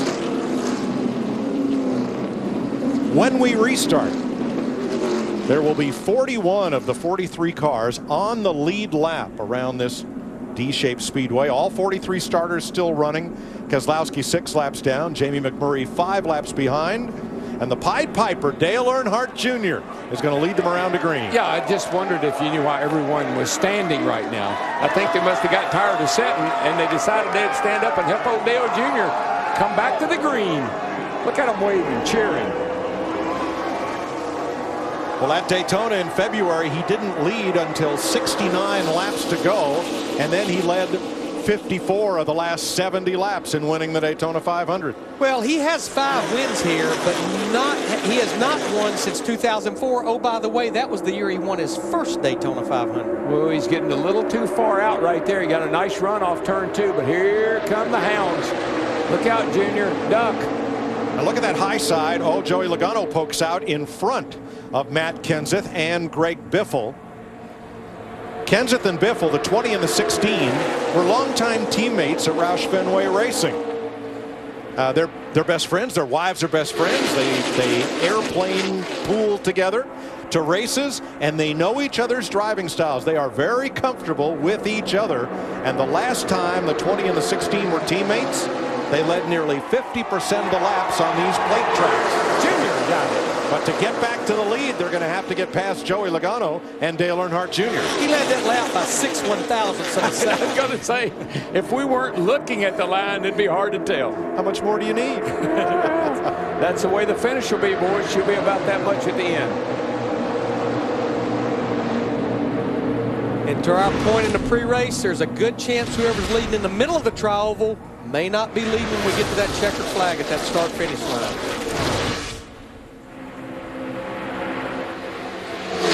I've seen a lot of races here, but this is the most organized 3 groups or 3 lines of cars I think I've ever seen. Just kind of all come together. You know, everybody's got their line and they're sticking to it. Well, one line that has formed is that line on the outside. Trevor Bayne in that 21 car. He has Ricky Stenhouse Jr. in the 17 behind him. Ricky did finish 3rd here in the fall of last year. And behind him, the 33 of Brian Scott, the pole sitter for this race, and Daytona pole sitter Austin Dillon in the 3. Then Paul Menard right behind Dillon. They are teammates. Menard started outside pole. See, Trevor Bayne didn't want to leave Ricky Stenhouse in the 17 hanging out there, so he waited before he pulled down to come alongside of Dale Jr. here. But that 21 car, she's trucking along pretty good right now. Junior forges ahead on the inside once again. No, it's Bayne at the line. Bayne got him. Trevor Bayne led that lap. 75 to go. Yeah, this is Trevor Bayne's 50th career Sprint Cup Series start. He only has 1 top 5, but it was a mighty important top 5, the 2011 Daytona 500 win. Well, we know that 21 car, Larry. Anytime it's at Daytona and Talladega, you better keep your eye on it. The Wood brothers have always had a fast Daytona and Talladega car. Donnie Wingo, the crew chief, does a nice job preparing that car for the races they run. Solid little race team right there. As Trevor Bayne from Knoxville, Tennessee, brings them around. How about a 200-mile-an-hour NASCAR on Fox? Crank it up.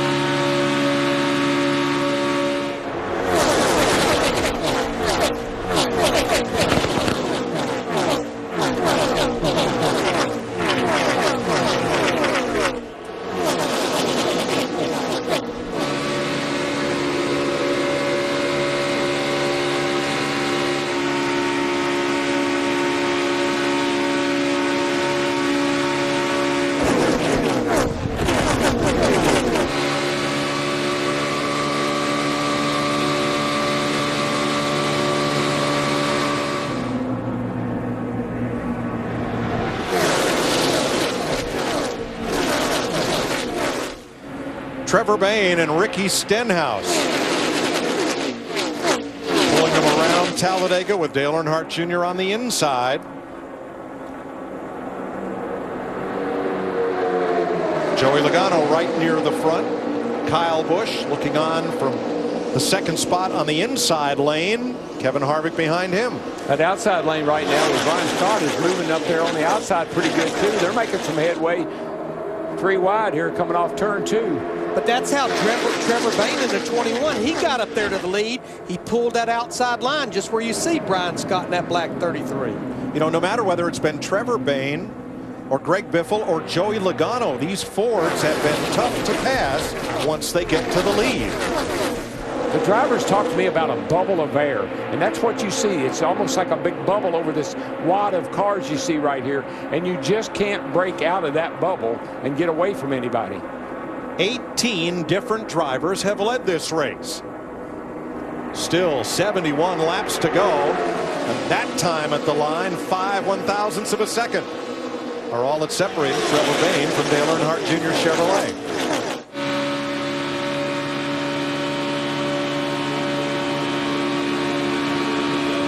And just think, we're just scooting along here at 200 miles an hour, 3 abreast here, Sunday inches drive apart. Piece of cake.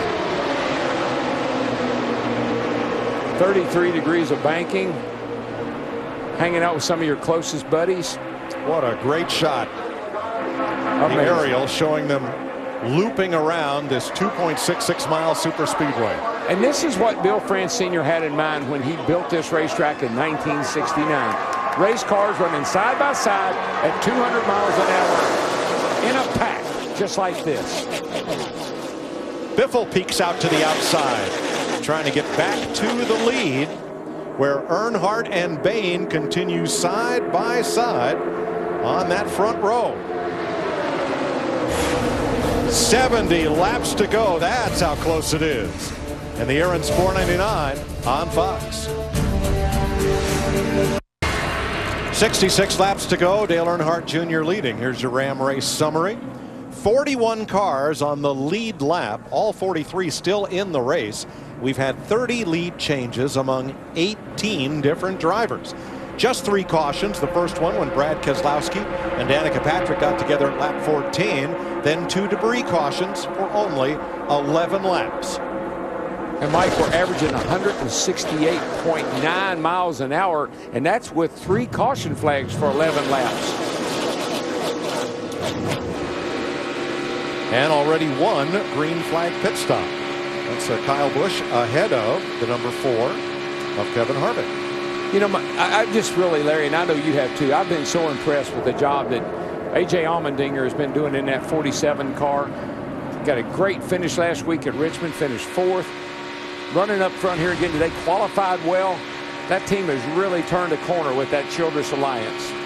Well, I think doing that Richard Childress Racing Alliance and moving to the Earnhardt Childress Racing engines, that has made such a difference. But another driver that kind of fell back about mid-race is Danica Patrick in that green number 10 car. Led some laps early. Now she's found that inside line, and she's 5th right there behind A.J. Allmendinger in the 47. Got a teammate right up ahead of her, too, and Kevin Harvick in the 4 car running 3rd. Allmendinger between Danica and Kevin Harvick. Now in the pre-race, Kevin Harvick's son, Keelan, had a Danica shirt on. He did. Wonder what that foretells.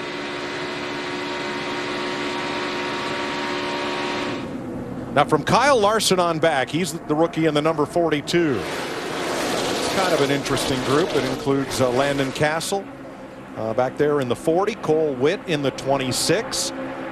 Some of the names that you don't normally see up front. Reed Sorensen in the 36 is right there, part of that. Pole sitter Brian Scott in the 33. And the 95 of Michael McDowell in there battling. He's had a strong race here today in his Ford. Rookie Ryan Truex in the 83 as well. But Landon Castle in that white number 40 on the inside line, remember, finished 12th in the Daytona 500 back in February. You know, a guy you got to feel kind of sorry for is in the 2 car right there. You see him on the left of the screen.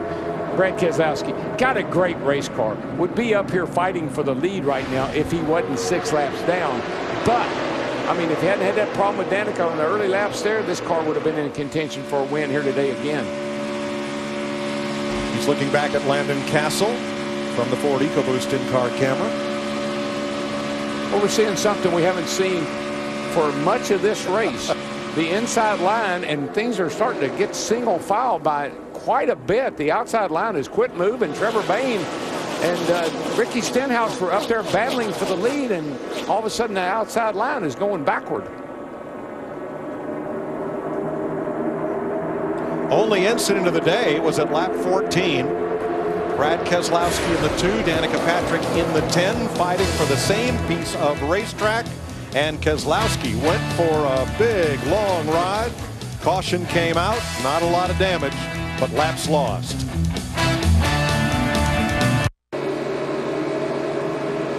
Dale Earnhardt Jr. leading under green. Here's a closer look at today's race action with Sprint. Jeff Gordon came in here as the point standing leader. Matt Kenseth is poised to take the point lead away. Switch now to the new Sprint Framley plan. Unlimited talk, text, and a gig of data for you and up to 10 folks for as little as $25 a month each on the Sprint network. Visit sprint.com/speed. Boy, last time through here, you see Brett Keselowski at the 2, 6 laps down, but he got a fast car. But he got down on the side of Danica Patrick in the 10 right there, and I'm telling you what, I thought she was going to lose the thing. Remember, you got half as much banking in the tri-oval with the same amount of speed. Watch. The car gets really crazy loose right there. Let me see, which two drivers got together on that first caution? I believe it was those two right there, Danica Patrick, Brad Keselowski. You think it was a message sent and received? I think so. Keselowski is fast, but as you mentioned, 6 laps down. Jamie McMurray 5 laps back. The other 41 cars are all on the lead lap with a chance to win it with 57 to go. And nobody's going to complain about Brad being up there right now. He's got a fast car. He's helping Trevor Bayne. So as long as you're helping and not holding anybody up, nobody's going to complain about you being laps down. Now, when we get down to the end of the race, that's a different story. There are the drivers who've led the most laps today. We've had 18 different drivers lead at the start-finish line. Because, Mike, he has single-handedly, Brad Keselowski in the 2, pulled that outside line back to the front. His car definitely likes to be out front. It can pull a line of drivers, no question. Got a lot of speed in that car.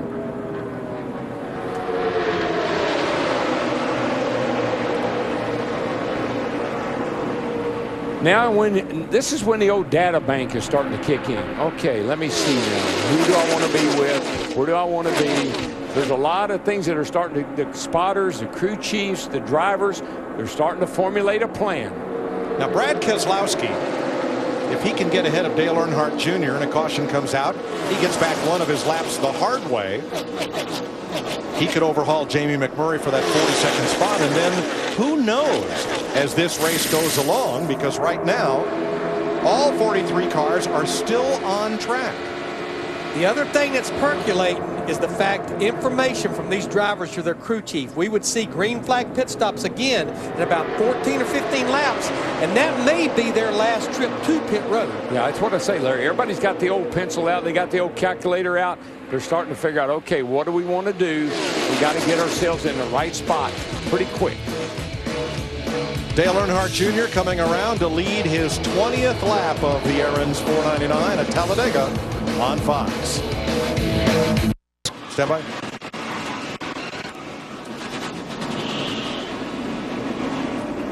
Crash out of turn number 4. Brad Keselowski in front of Trevor Bayne. Contact. And a big pileup. We saw this. We saw this coming, Mike. We've been seeing this coming. They've been getting more and more aggressive, and this is the result. Got the 24 car. Trevor Bayne was trying to stay with Brad Keselowski. They made contact. A pileup and caution. Keselowski to the garage. Now watch the 2 and the 21 right there. Boy, it looked like the 2 just started to get loose. I'm not so sure that there was any contact. Almost looked like the 2 just started to get loose all on his own. It definitely did not look like there were any contact between Trevor Bayne and that 21. Boy, Brian Scott hit that inside wall pretty hard in the 33 car. Jeff Gordon, Michael and Let's Ed watch involved. this, Larry. See what happens here. The 21-2. See him right here. See, Keselowski looks like he's getting loose, almost like something happened to his car, like maybe a flat tire or something. He definitely wiggled quite a bit before that car broke loose. Yeah. Look at the 20 of Matt Kenseth trying to stay out of it. Alex Bowman behind him. Not sure if Kenseth got a lot of damage there. Couldn't tell. Certainly the 24 car to his right up against the wall got a lot of damage. Yes.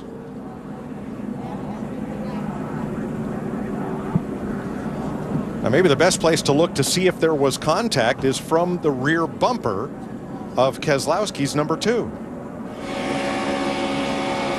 up against the wall, still inside. Tie behind you? Or not at all. Okay. Well, that'll fit. Let me know you're all right here. Hold on. Hold on to it. And let's ride with Dale Earnhardt Jr.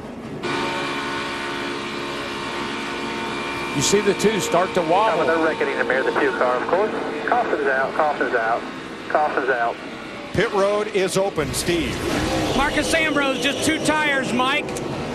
Crew Chief Drew Blickensdorfer deciding to go with just 2, Krista.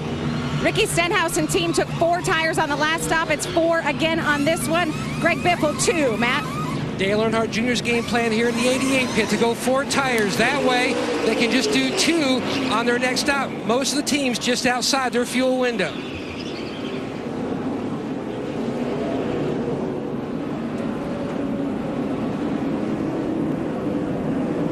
Most everyone leaving pit road still working on Jimmy Johnson and Paul Menard's cars, checking the alignment on Kyle Busch. You're riding with Jeff Gordon through this pileup at lap 137.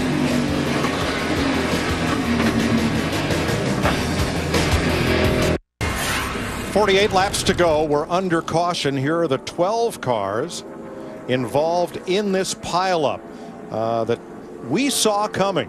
Couldn't tell you who it was going to be, but things were getting awfully dicey. Up near the front of the pack, number 21, Trevor Bayne, was in 4th place in red and white, behind the white number 2 of Brad Keselowski. Now this is the lap before the wreck. Greg Biffle comes up track a little bit, moves Keselowski up to the high side. He comes back down, right squeezing in front of Trevor Bayne. Little jostling there. Contact right there. Yep. Yep. And then next time around, what happens to Keselowski's number 2? The car just started to move to the right, and he tried to catch it, and it spun. Jeff Hammond is with Brad. Yeah, I'm down there with Brad Keselowski. You just got through watching the replay. What happened inside the car? I don't know. I just, obviously spun out in front of the field.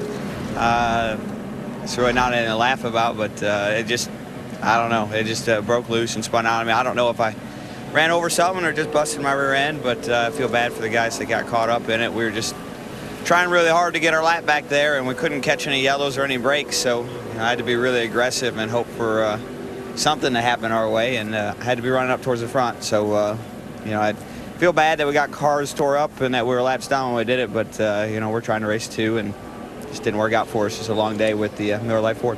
You mentioned the laps down. What happened early in the race that got you those laps down? I haven't seen the replay. I made contact with the 10 car. I don't know exactly what happened there, if it was my fault or a racing deal or whatever. Just one of those deals. And when we spun, we didn't tear the car up, but the tire went down when I flat spotted it. And I guess it tore the water lines out, so we had to replace those. And everybody at Team Penske did a good job giving me a fast car and fixing it. We just lost a bunch of laps, and we're trying to get something back and get back in it. You never know with all the yellows at the end of these races. You got to keep fighting, and maybe you can get back in the hunt. So we weren't going to give up. Just didn't work out. Thanks, Brad. Matt Kenseth, one of the drivers that got caught up in that wreck. And Matt, you spent a lot of time near the front. Heavy damage to your number 20 car, and we'll give you an opportunity to look at the replay as well. Can this car get back in the race? That's pretty tore up. Hopefully run a couple laps for whoever else is out. But, Brad, made a pretty bold move early, mind-boggling move, I guess you could say, and go in front of Danica early and spun out in front of the field and got away with it. And then I thought he was a bunch of laps down, but maybe he was trying to get back on the lead lap and just spun out in front of all of us and tore up a bunch of good race cars. So really unfortunate. Everybody in the Stellar General team did a great job this week. I thought we had a pretty fast car. We just couldn't get going very good on restarts. But just trying to get that lane moving. Brad was getting that lane up toward the front. We were trying to get up there and get back to safety. We just didn't make it. I know you've done a quick visual on your race car, but can it get back in the race at all? Yeah, I think so. I just looked at it quick. I mean, all the right front suspensions tore off it, so we got to switch all that out and fix an A-frame mount and go out and ride around for a while, I guess. Thanks, Matt. Back upstairs. Thanks, Steve. Also out of the race, Trevor Bayne, Brian Scott, and Tony Stewart as Brad Keselowski spins in front of the field.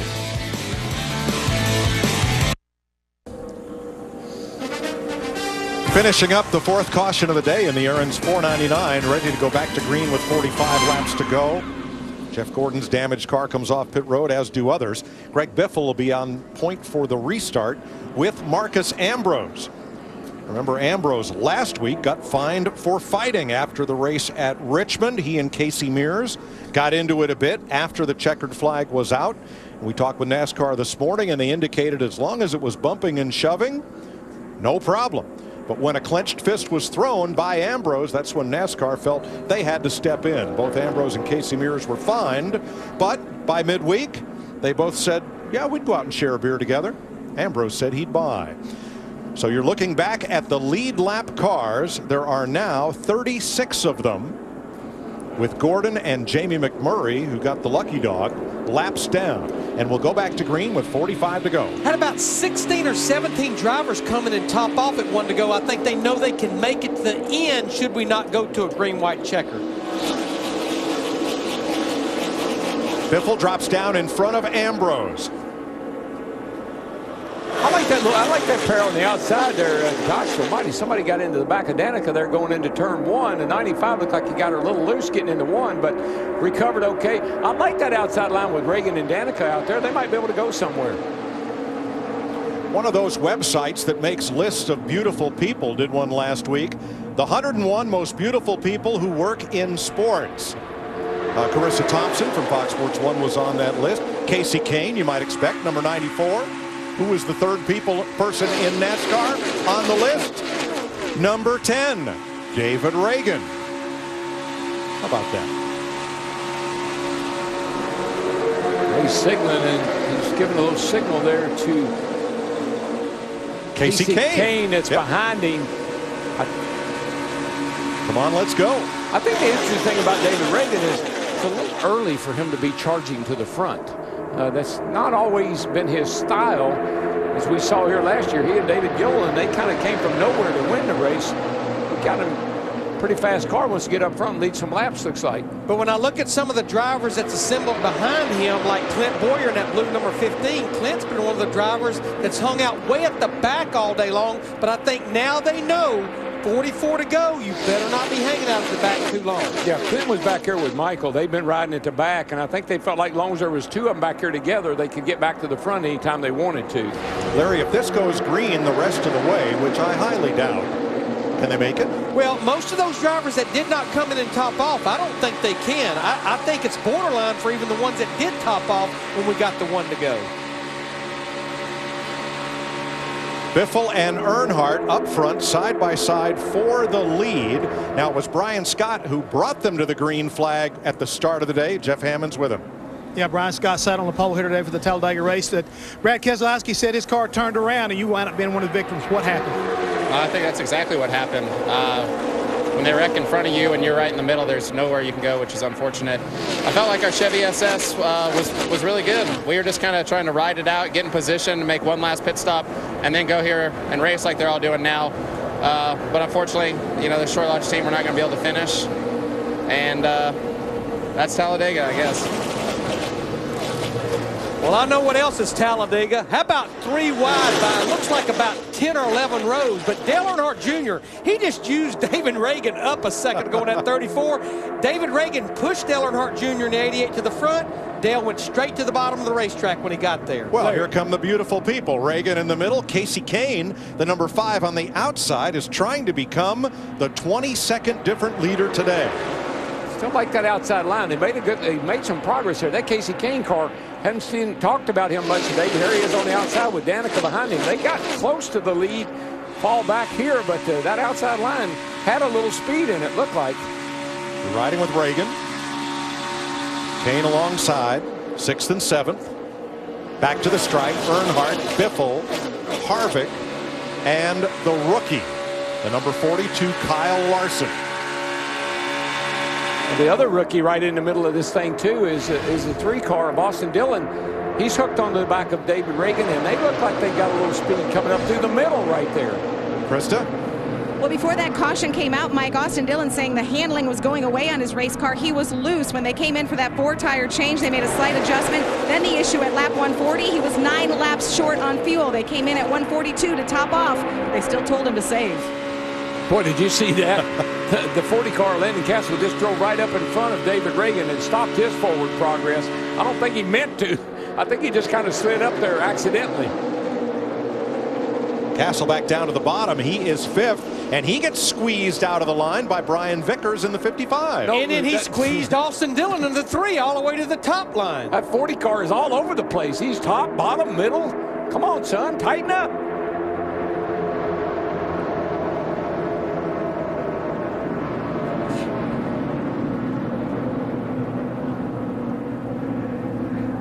There's no question the bottom line is what's prevailing now, and it just looks like they are glued to that double yellow line.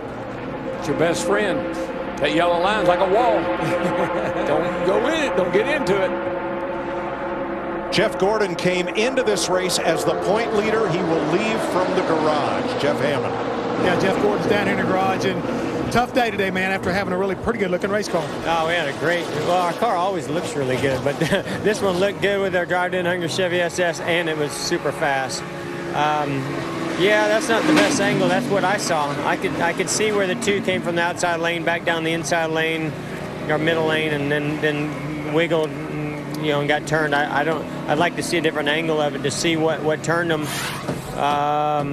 Not exactly sure why he was driving the way he was driving to begin with, but obviously he was trying to get his lap back and felt like that was the way to do it. And you know, it's unfortunate what happened to him early, but more unfortunate what happened to many of us in that incident. Well, the thing is right now, what do you do? I mean, as far as, you know, turning this thing around, can they fix this car and get you back out there? Oh yeah, we'll get it fixed. These guys, that's what they do. You know, they fix the cars when they're in the situation. But we're going to get a terrible Talladega finish out of it, and that's there's no fixing that. Guys, thanks, Jeff. Dale Earnhardt Jr., one of only 3 drivers who have led 10 consecutive laps today. The other are that man, Greg Biffle, and Joey Logano. Trouble back straight away. Caution is out, and that is David Gilliland with a big problem on the left front of his Love's Ford. Or right front, rather. He was 13th. Finished second last year. I think something happened to the engine. 70, I think, something like that. A lot of smoke. Yeah, he just told his crew chief that blew up. There he is, bottom of the screen. You could see it right there, just right in the middle of the straightaway. It just lets go. Darrell, we've talked about it all week. Even though these engines are not turning a lot of RPM, it's a constant RPM. They hold them wide open all day long. Some of them try to push the pedal through the firewall. They try to hold them open so much. Everybody did a nice job of avoiding any contact there because you can't see a thing. There's Justin Allgaier in a 51 car. He ducks out right at the last second. Had to be blinded by the smoke. And you know who gets the lucky dog? For the 4th time today, Jamie McMurray, who was caught up in the lap 14 crash with Keselowski and Patrick. He's fighting his way back to the front, 1 caution at a time. And in Brad Keselowski's defense, I mean, I told you nobody was going to complain about him being up there until something like what happened. But he was trying to get in a position to get the lucky dog. He had to get a lap back on his own to do it, to be ahead of McMurray. That was why he was up there trying so hard.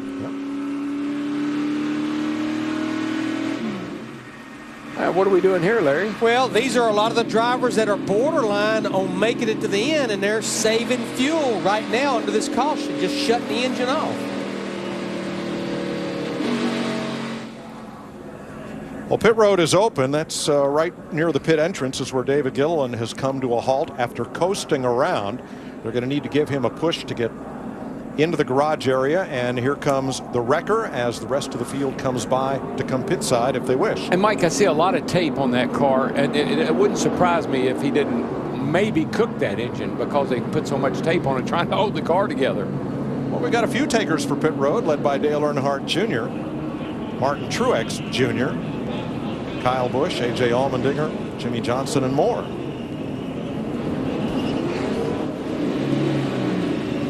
Matt? Dale Jr.'s teammate Casey Kane, he stayed out. Meanwhile, Steve Ricciardo brought the 88 down just for a few seconds of fuel. That way, not only are they in their window to make it the distance, but also good for a green-white checker.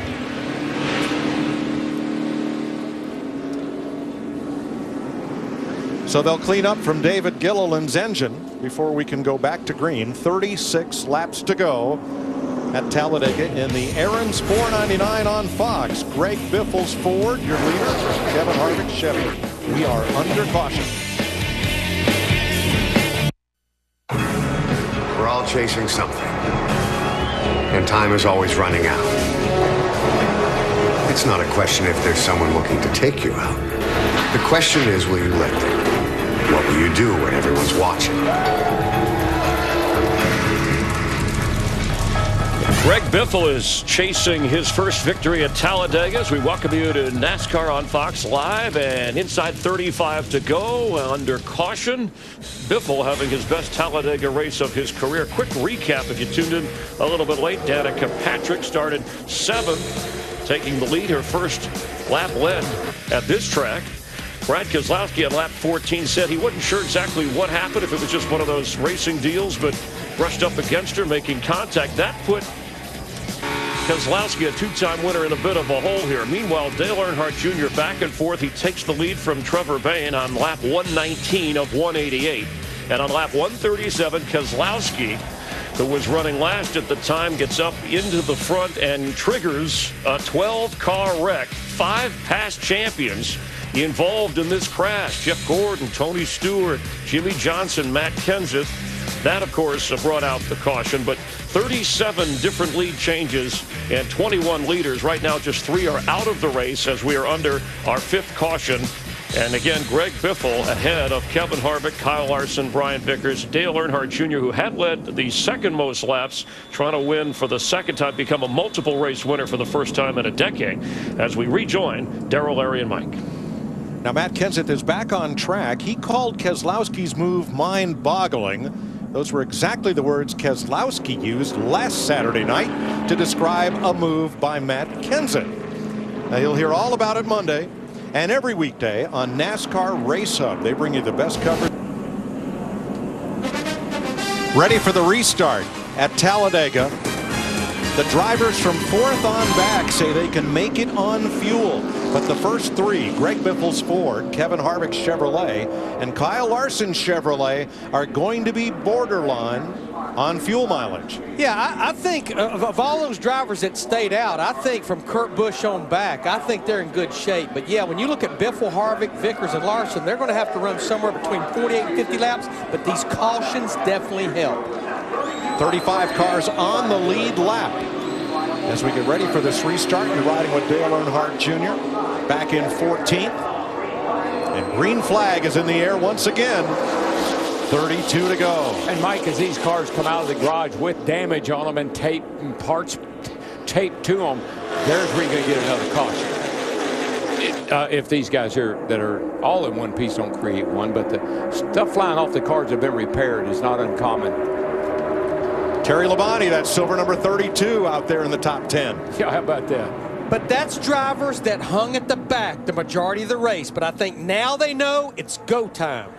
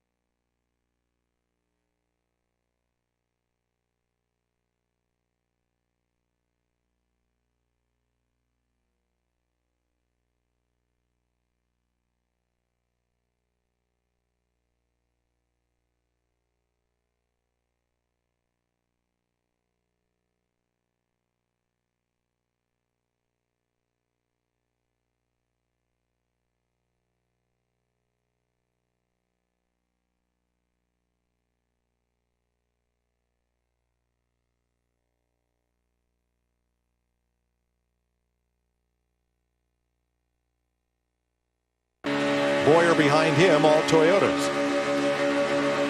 On point is Biffle.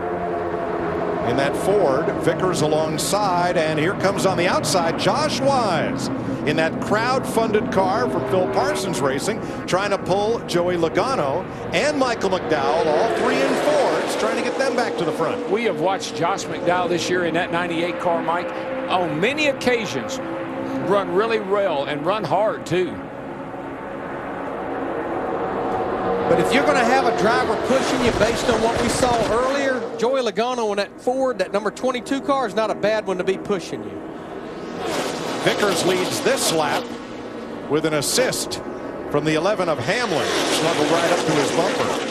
Oh, got a little tight right in there with the 18 car, Kyle Busch. You see him 3 wide back here. He forced his way into that middle right there. Almost made contact with the car on the outside of him. 4 wide.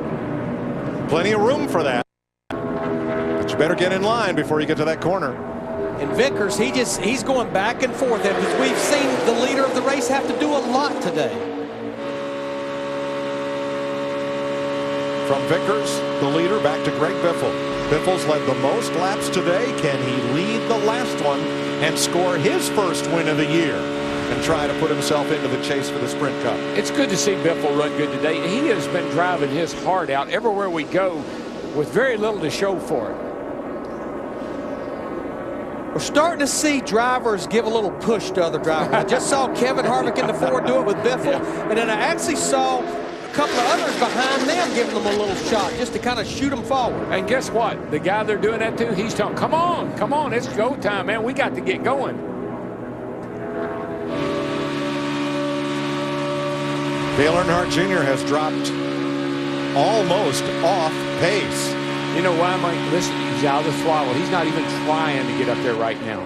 He thinks, I believe Dale Jr. looks up here and says, I don't like what I see. I'm going to give myself a little escape room here. Back there with Ryan Newman, Terry Labonte, and Michael Waltrip, trailing the field by about 15 car lengths. But Darrell, when I see this bunch up here 3 wide, that many deep, how many times over the last few years have we seen drivers wait too late to go and there was nowhere to go? You couldn't go anywhere. Yeah, I agree with that, Larry. I mean, it's pretty congested right now, but it's also looking a little crazy to me. So I think that's what Junior is seeing. He and my brother back there, I mean, they're pretty cagey. How about the rookie on the outside? How about that? That's what they see. Fighting his way to the front in that red car. Justin Allgaier to the outside, even with Boyer now. Trying to move up against Hamlin, and he's got help from behind. Josh Wise in the 98, Joey Logano, the 22. We always preach the double yellow line is out of bounds. Now, just saw Carl Edwards in the 99 on the backstretch. He got below that double yellow line, but he drifted backwards. If you don't gain a position, it's not really out of bounds. Little 51 car up on the outside there, Larry, is Justin Allgaier. He's making a little run here. He's making some noise. That red car on the outside. Another driver up from the Nationwide Series, moving into Cup for Nate Scott Racing. Did you see what the 11 car Denny Hamlin just did? He went down and got a little side draft off that 55, almost shot him into the lead. Tony Stewart told us it's almost like there's a spring there, and if you go down there, it'll just shoot you back to the right, but yet it'll shoot you ahead. But it also stalls that driver out that you're doing the side draft. Exactly. Watching the race at the front and the race to the back, Austin Dillon has dropped back. Michael Annett, Danica Patrick trying to get back away from what might happen in this pack as we come down to 24 laps to go. This is it. This is when this is so intense at Talladega. You're sitting back there. You see all these cars bouncing off each other. Are they going to make it? That's what you're not sure of. Are they going to wreck or are they going to make it? That's the indecision. That's the indecisiveness that this place creates. Here comes Allgaier. He wants to lead a lap in this race. Yes, Darrell had just spoke about him. Again, we've got this line there in the top, and I think they've got a good enough group of drivers with their cars that are able to shoot this group here toward the front. Well, remember, that's a great race. That's a Hendrick-affiliated car. Steve Eddington, the crew chief, and that kid can drive. So that's a good car with a good driver and a smart crew chief. Didn't lead that lap. He was 6/1000ths of a second short. Well, if he can get to the front and Josh Wise can get around him, Reddit.com will blow up. You're not going to miss a moment of the action as we go side by side with 23 laps to go at Talladega on Fox. Do you hate saving money, Jeff? What is it with you? I don't hate saving money. Are you sure? Because I'm racking my brain here. I have no idea why you would possibly... I got my own family, Tom. Yeah. Lug nuts in your family? Of course. Unbelievable.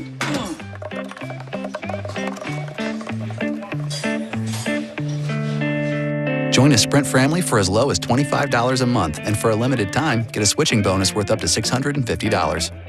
Happy connecting from Sprint. Today,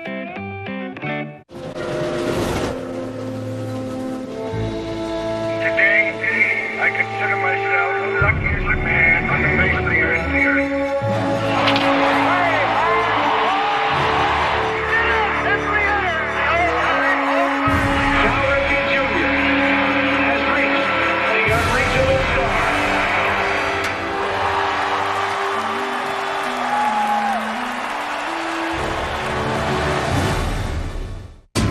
When 49 automotive journalists voted on the best of the best, one truck climbed to the top.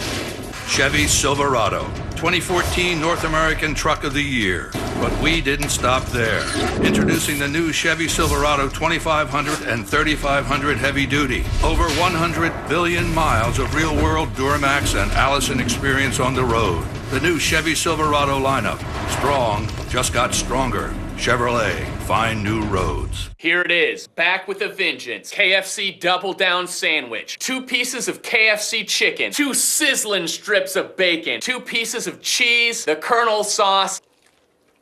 Guys, who do you think would win in a fight? This sandwich or, This sandwich. Okay. My sister ate it. She turned into a boy. This sandwich wanted to kiss my girlfriend, I'd let it. I could eat this all day, every day. That's a limited time thing. No!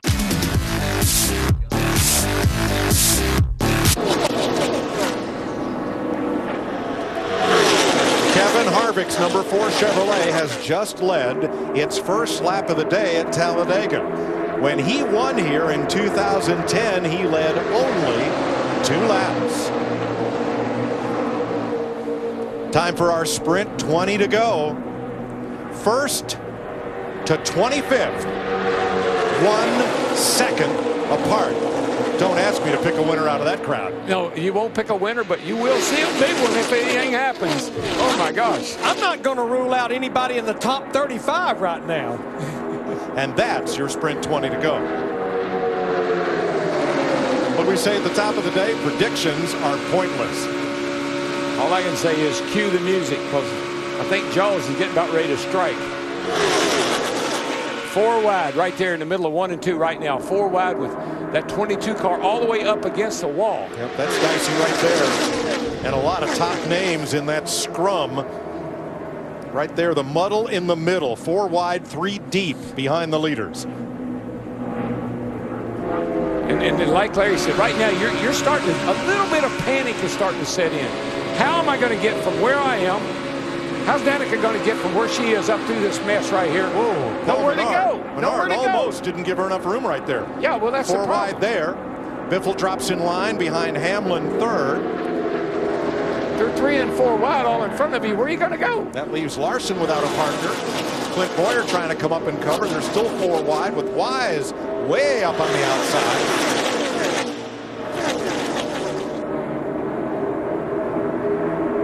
All the way back to last year's winner, David Ragan in 22nd. First to 22nd, all covered by 1 second. Dale Earnhardt Jr. back here running 33rd. Now he's going to either look really, really dumb or really, really smart. And that's the question. Yeah, he's 3.5 seconds back there. Oh, yeah. That's from here to eternity right now. You just sitting there and he's banking on something happening. And why would he do that? I mean, why would he bank on that? Where would he get what would make him feel that way? Well, what does the trend say, Larry, about the last caution in this race? Well, we were looking at that earlier, and if you think about the last 10 spring races here, the last caution comes on the average of lap 185. Oh, by the way, that's only 3 laps to go. And of those 10 races, 5 times, including the last 2, are green white, and checker. So, like I said, why would Dale Jr. be playing the odds? Because they're pretty darn good, that's why. He's been studying the trends. That's right. And because he has a win. There is no pressure on him to go to victory lane to make the chase. He won the first race of the year, the Daytona 500. Oh, look, there's cars on the track, and there's a race to be run. That's the reason enough that you want to win. How about that group that's kind of lagging the field there, Matt? Mike Casey Kane in the 5 car. He's in the back. A lot of debate with he and spotter Kevin Hamlin about just when to make their run up to the front. Now, they were talking about different laps to go, and then with Junior in the back, now they're just waiting out for the big one. Junior said a little bit earlier that he thinks they're going to have a big one with about 10 laps to go. So right now, cue that music, DW, because they're just waiting. I guarantee you. All right, Jeff Gordon's just come back out on track, 32 laps down. You see Matt Kenseth in the 20.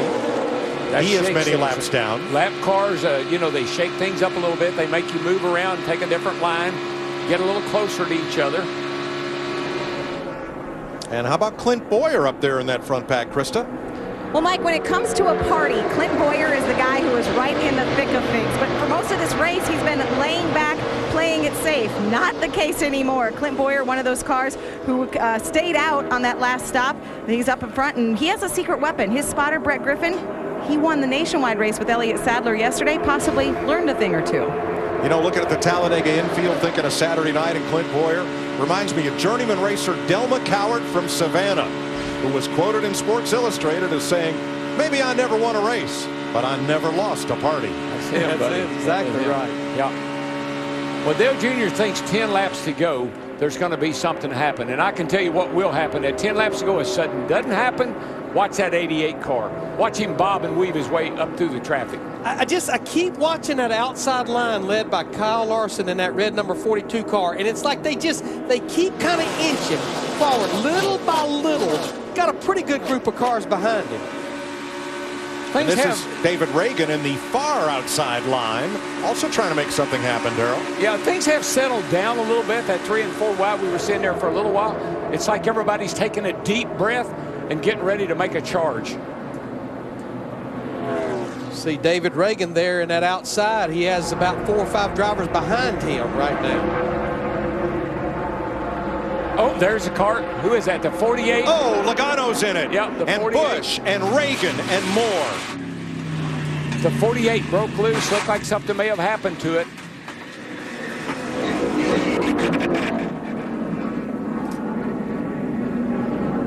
And here come the drivers who were trailing the field, tiptoeing their way through. Jimmy Johnson, Kurt Busch, David Ragan, Joey Logano are among those caught up in this crash at lap 174 with 14 to go. Cue the music. Oh, Michael McDowell had a great race going. His car is all torn up. See if we can figure out what. I thought I saw the 48 car possibly. Let's watch him. Here. Let's see what happens. Car's got damage. We know that. It's got the whole back of the car taped up. Yeah, you see right there? It just starts going around all by itself. And that was all but in the same area that Brad Keselowski in the 2 car broke loose earlier. Very, very similar look. You got a little bit of Ricky Stenhouse's 17, and then the 22 of Logano, the 41 of Busch, the 34 of Ragan, and the 95 of McDowell all pile up. So a 6-car jam session at lap 174. Look at Ryan Newman at 31. He came to a complete stop. You can see he stopped so fast the car almost spun out with him. And the 7 of Michael Annett just squeaked through here. You see the 48 back here, and he has a lot of rear damage. And Larry and I were talking about the back of the car maybe down a little bit, which would take that spoiler out of the air, make it fast, but make it hard to drive. Austin Dillon, nice job of getting through there as well. Kurt Busch. You'll see Newman and Annett and Danica Patrick and all those drivers that were hanging out back just kind of scoot through there.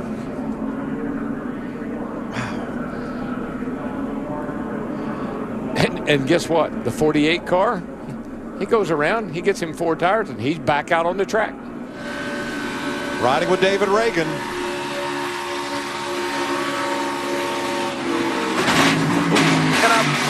We're in it. We're in it. Hold what you got right there, buddy. Hold what you got.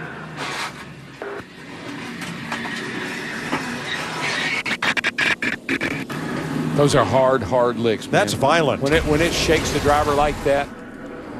And here, I don't know what happened to 48. You can see the rear damage and the spoiler down on the right side. I think the car was just a little squirrely in all that dirty air, spun out. It's got some left front damage as well. All right, we listened in on Jimmy Johnson and team. You just lose it, bud? It just turned around on me. I hadn't been loose, so I don't know what exactly happened aero-wise, but the back just slowly slid out on me. Another aerial look at it. Two of the sport's biggest stars and champions, Jimmy Johnson and Brad Keselowski, have both had their cars just turn right around in front of traffic. Yeah, the results were the same. A lot of torn up race cars in both wrecks. Yeah, but Jimmy Johnson wasn't 6 laps down. I mean, he was racing for position, but I think that back being knocked down made that car a little loose. 12 laps to go at Talladega.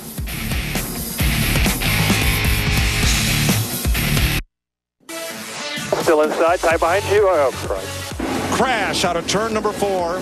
Coming, they're reckoning to mirror the 2 car, of course. Loose, man. Everybody's really loose. Okay, well, that'll finish.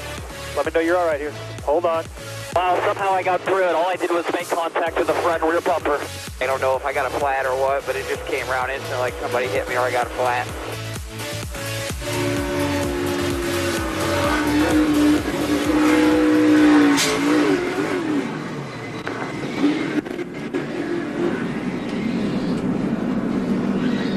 Seven cars involved in this 6th caution flag of the day. Add Reed Sorensen to the wreck list for this one that came with 14 laps to go.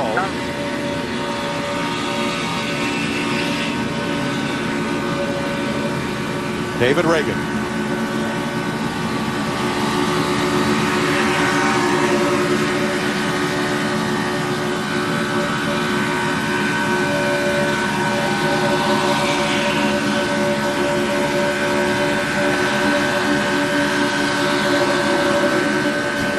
Alongside Justin Allgaier, and about to drive into trouble.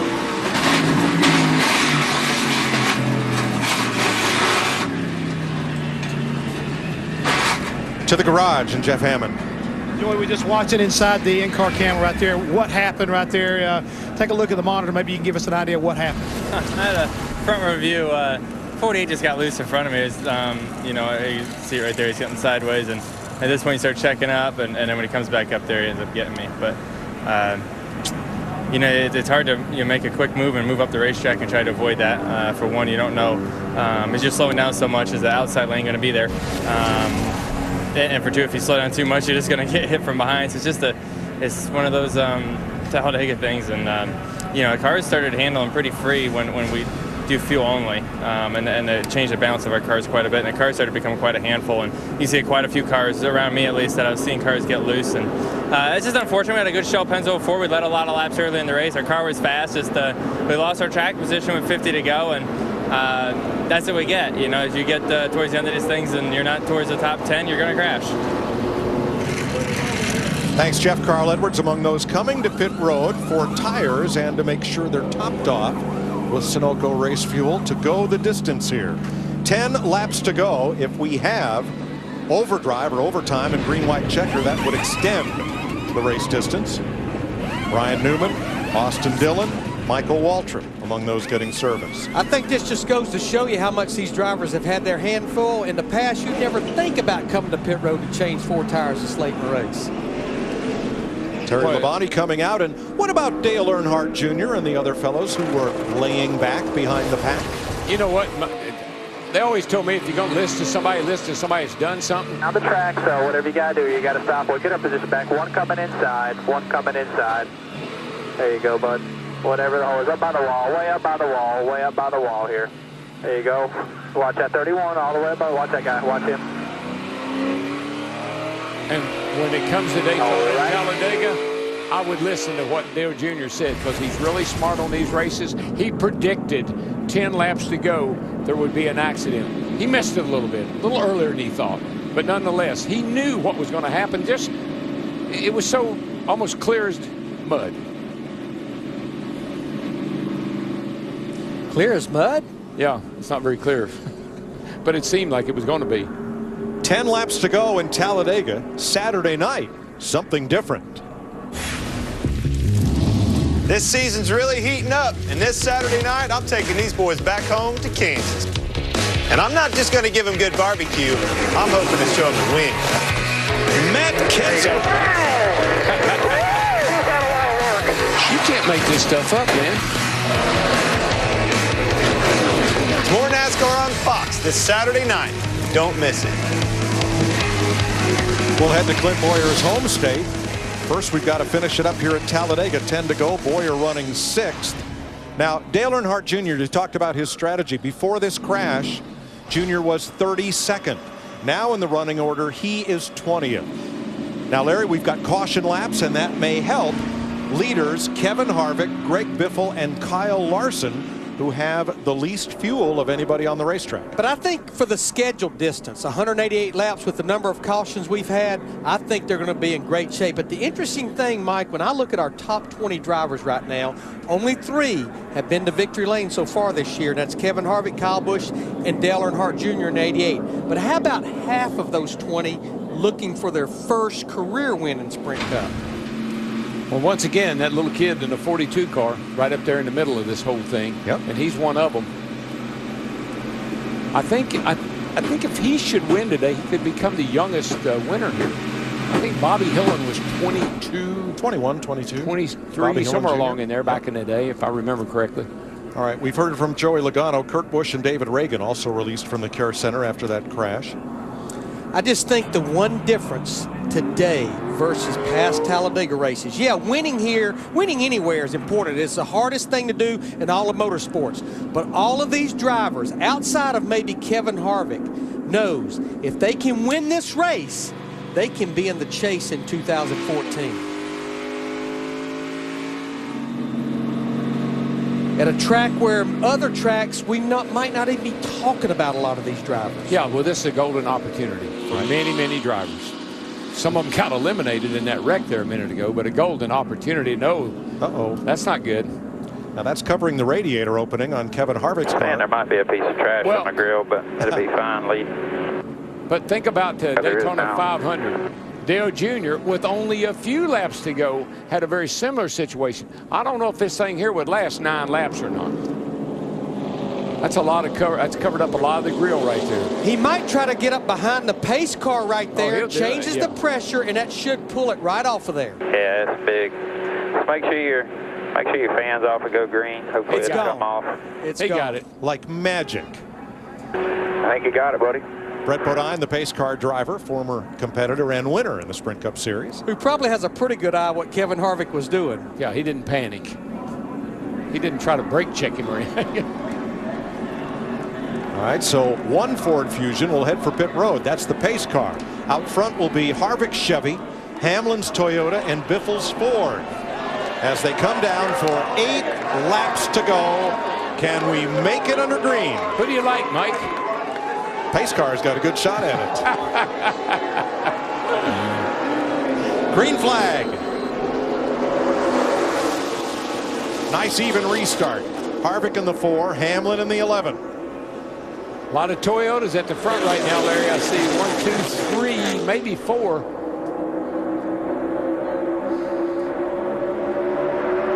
Dale Earnhardt Jr. in the 88 for a minute looked like he was going to try to start a third line right away, and now he did coming off turn 2. Got several drivers lined up behind him. Yeah, at this point, Larry, no matter what happens, you can't do anything about it now. You've got to stand on the gas, and you've got to go for it. No more laying back.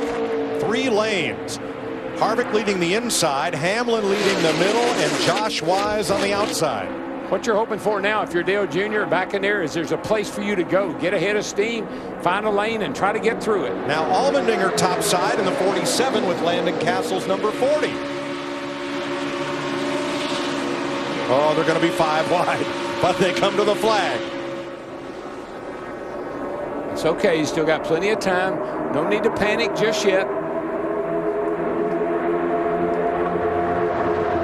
I'll give you the clue when it's time to panic.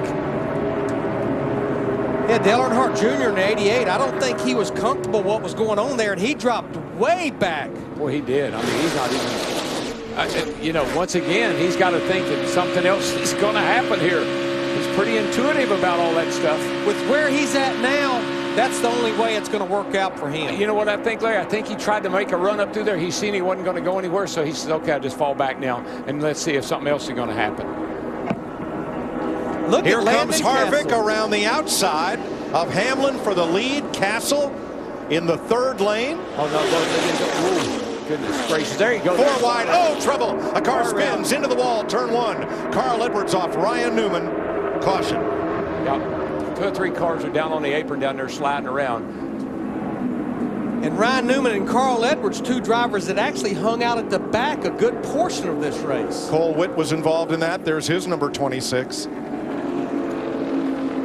7th caution of the day, lap 183. Ryan Newman drives away in his Chevy. Now that was well back of the leaders, but it was in that area in the middle where drivers were jostling and jockeying for lane position. Something happened to the 99. Let's see what it was. Drivers are all complaining about the cars not driving real good now. There's Edwards on the outside.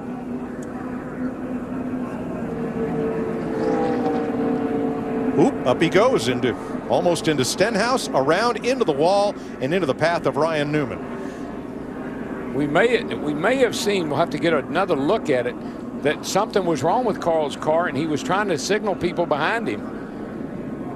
He's got the look of a tire down. Cole Witt goes to the apron and gets damage.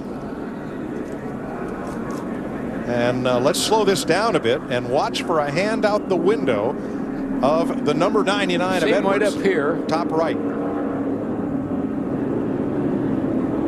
Yeah, there you go. You can see his car really wiggling. See the car start to wiggle, wobble around. He's trying to tell people, I got a problem, I got a tire down, but there's nothing he can do about it.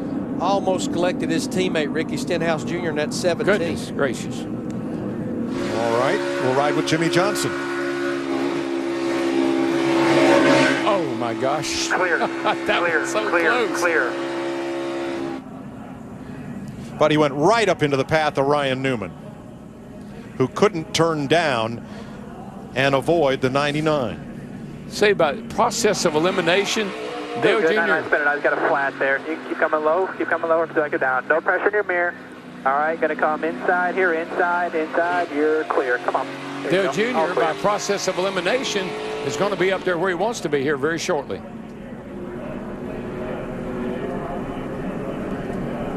Edwards had a competitive car most all day. Yeah, I talked to him last night. He was so happy with that 99 car. The only Ford driver to qualify in the top 12. Ryan Newman has made a pit stop. Surprising with the speed with which he hit Edwards, there wasn't more damage on his car. I know. I guess it's because Edwards was moving. They were kind of going together. It didn't hurt that 31 car all that much.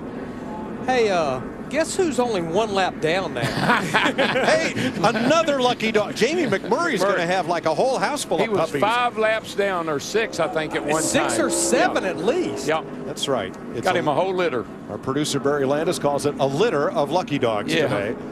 For McMurray, who got laps down from the crash way back on lap 14. He wasn't in the crash, but he went down to the apron and into the grass and damaged the front of that car. And based on the drivers that are 1 lap down right now, he and Carl Edwards obviously is going to be a lot more. We get another caution, Jamie McMurray will be on the lead lap.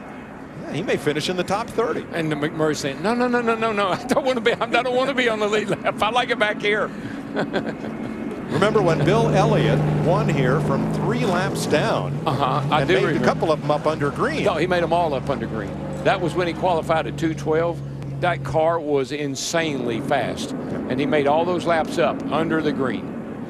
We're getting confirmation that Carl Edwards felt like he had a flat left rear tire going soft. Well, we've had a lot to talk about today with 7 caution flags. Let's get a recap from Chris Myers.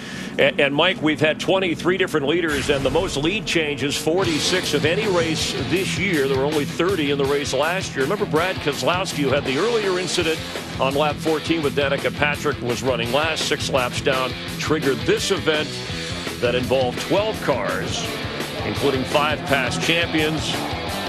And then moments ago, Jimmy Johnson gets a little bit loose. You heard Joey Logano talk about it. Logano has led the third most laps in this race. And the frustration of Chad Knaus shows you why he was upset, because Jimmy Johnson was actually running for a chance to get near the front. And then moments ago, bringing out the 7th caution of this race. And now with 4 laps to go, and you've joked about the different incidences that have created drama here. 3 of the last 4 races at Talladega have gone to a green-white checker. That is overtime in regular parlance. Let's listen to what Denny Hamlin, who's your current leader, is thinking about. Top usually gets screwed up at the end because guys shove middle and go 3 wide high. I think the bottom's the only lane that has got to run the line and they can't move. Yeah, 10-4, I agree. And right now you'd have the 16 and the 15 underneath us there, so that's the best deal. And Denny Hamlin, who's led under 10 laps in this race since his eye injury in California, remember, kept him out of that race. He has not finished in the top 10, hoping to change that. He did have a top 10 finish back at Daytona. Let's check in now with Jeff Hammond. Carl, what happened? I think we lost the tire. We had our plan. We dodged some wrecks and we were going on the top. I had a tire come apart. I tried to do my best, and yeah, right here I'm thinking, oh man, I wish I could tell these guys. I'm waving. I tried to look for a gap back there, and then guys started filling it, and it really didn't matter because I think I lost it on my own there.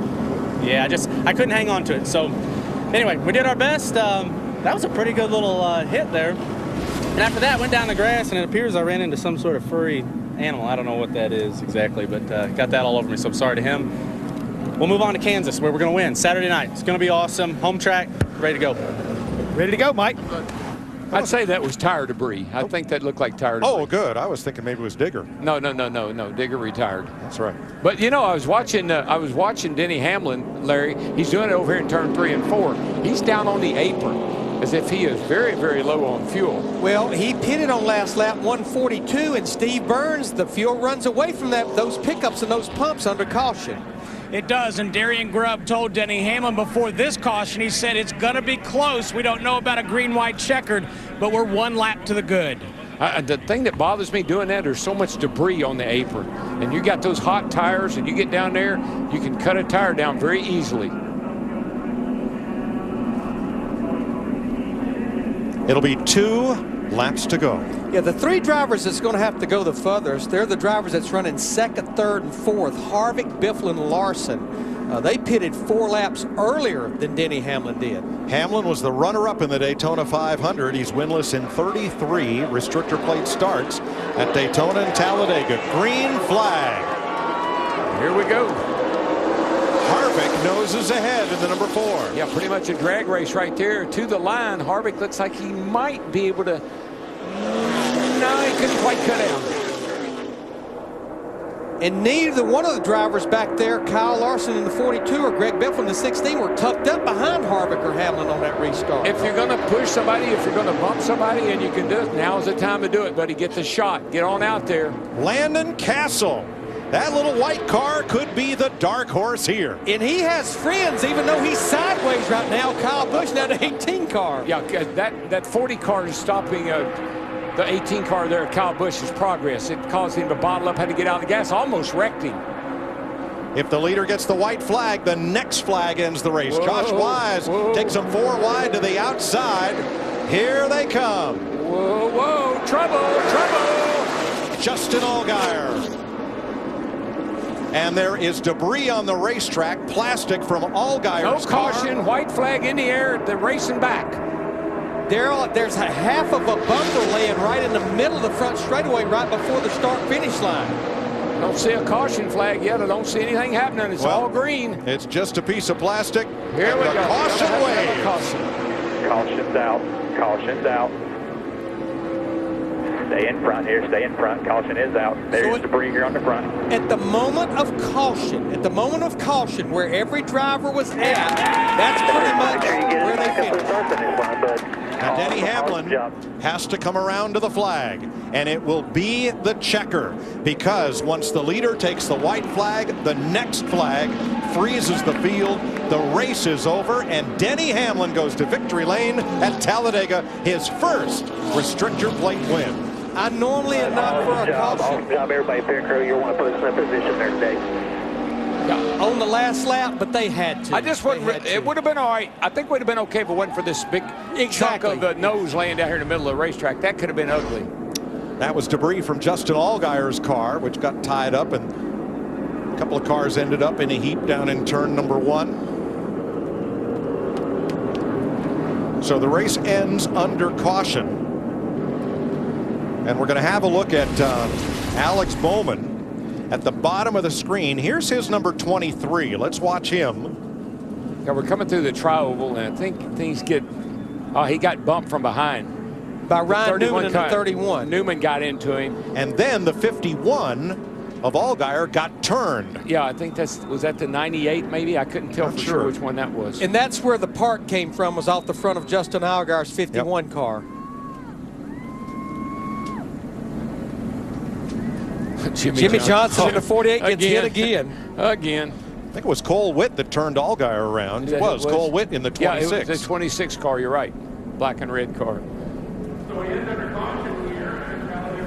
A lot of damage there to Allgaier's car. Denny Hamlin gets his 24th win in this, his 300th career Sprint Cup start. Last victory was at Homestead, the final race in 2013. This is his 17th start at Talladega. And look at the greats that have won in their 300th Cup start, including two-time champion Ned Jarrett and the 89 champ Rusty Wallace.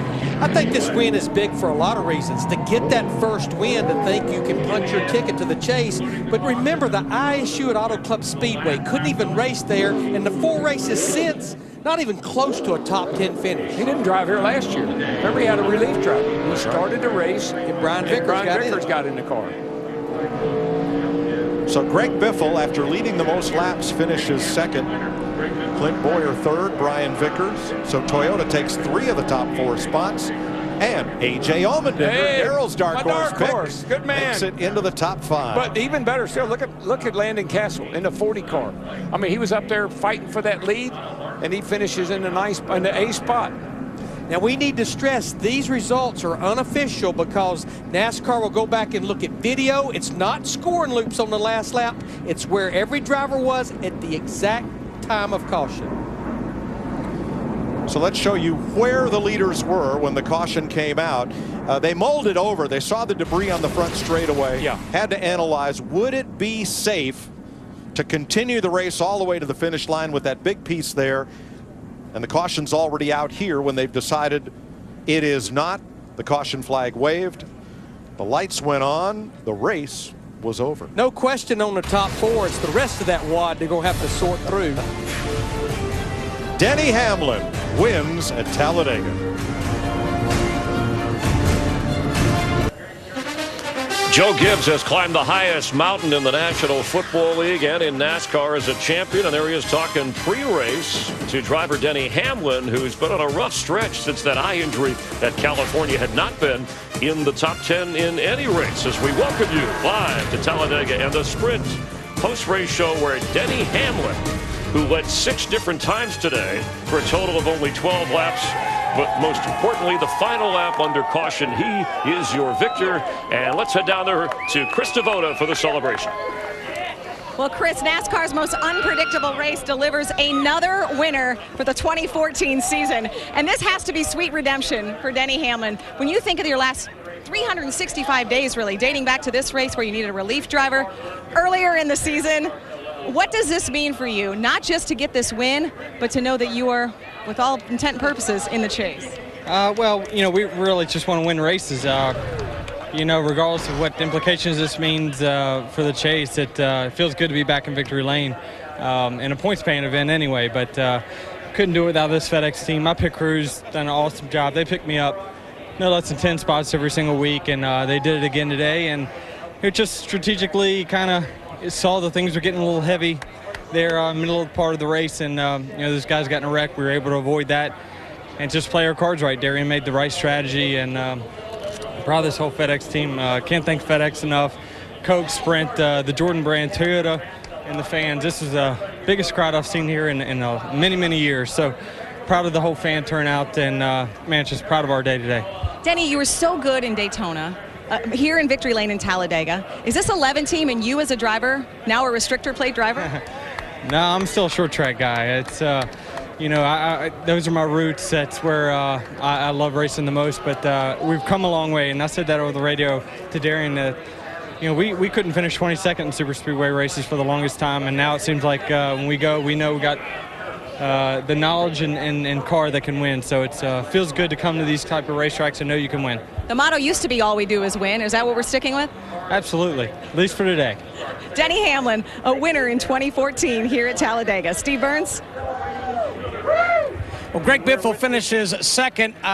Did you have a game plan for the end, Greg? You know what? I didn't have any teammates up there. I don't know if I really had a game plan or not, but I did in my head, I guess. And I was going to try him coming, you know, through the trial. I was backing up from him right when the caution came out. And I had a chance at him getting into one there. Clint gave me a huge push. And I saw the smoke in the mirror, and I thought, should I go now? Because I'm thinking the caution's going to come out. And it was silence on the radio. So I thought, well, maybe the track's okay. We're going to race back. And so I was backing up on the backstretch to get a run at him.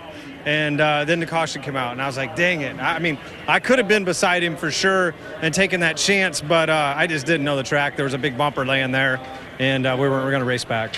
Greg, I know you wanted to race for the win, but by the same token, this was an important finish for you guys. It really was, you know, in our Speedway program, and Doug Yates and everybody on this Window Films Ford Fusion. It kept me a little cooler inside there today.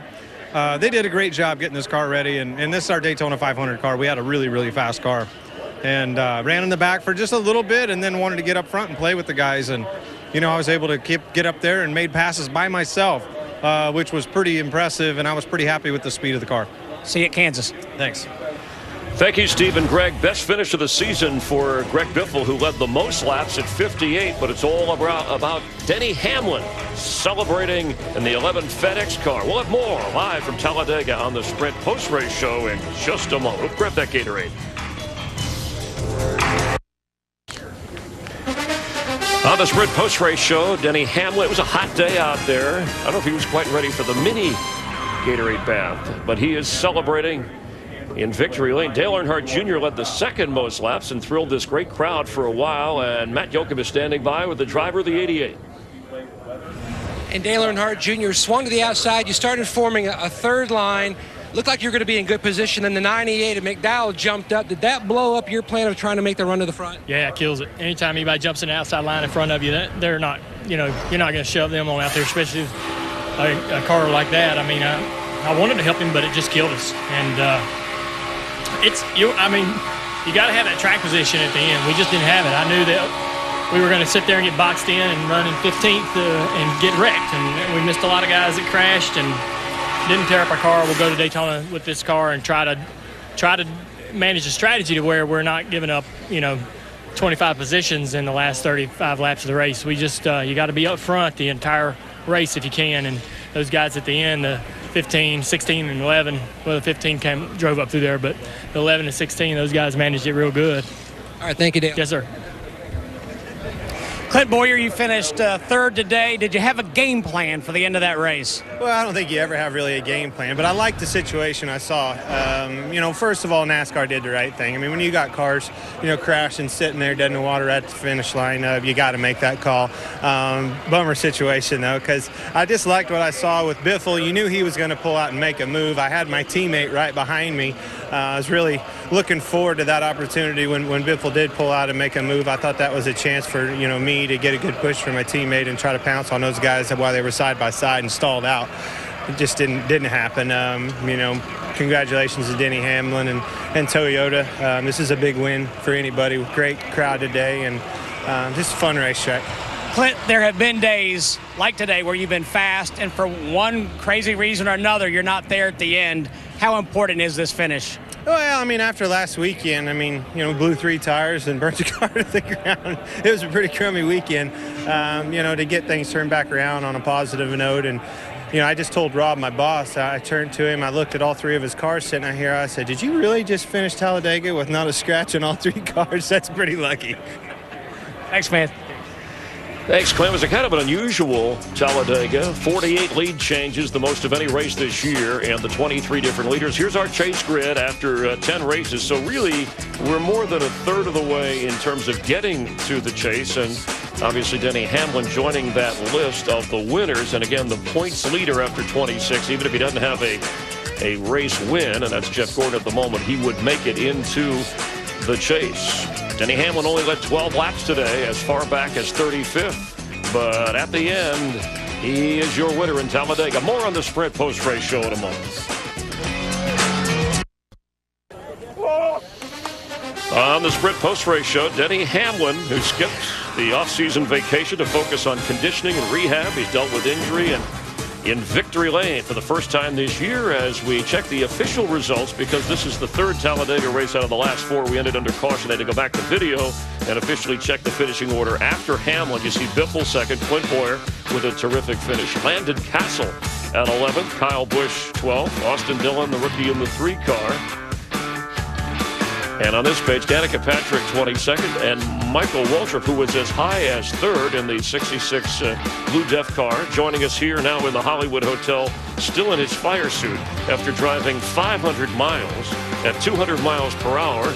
And well, thanks for joining us. You okay? How did describe what it was like out there? It was tense, and my car was so loose, and I think we saw that more than we anticipated today. Guys were really right on the edge of control. You needed some adjustments to get your car tightened up, and you needed that all-important track position. I tell you what, my car had one set of tires that vibrated so bad I couldn't hardly see.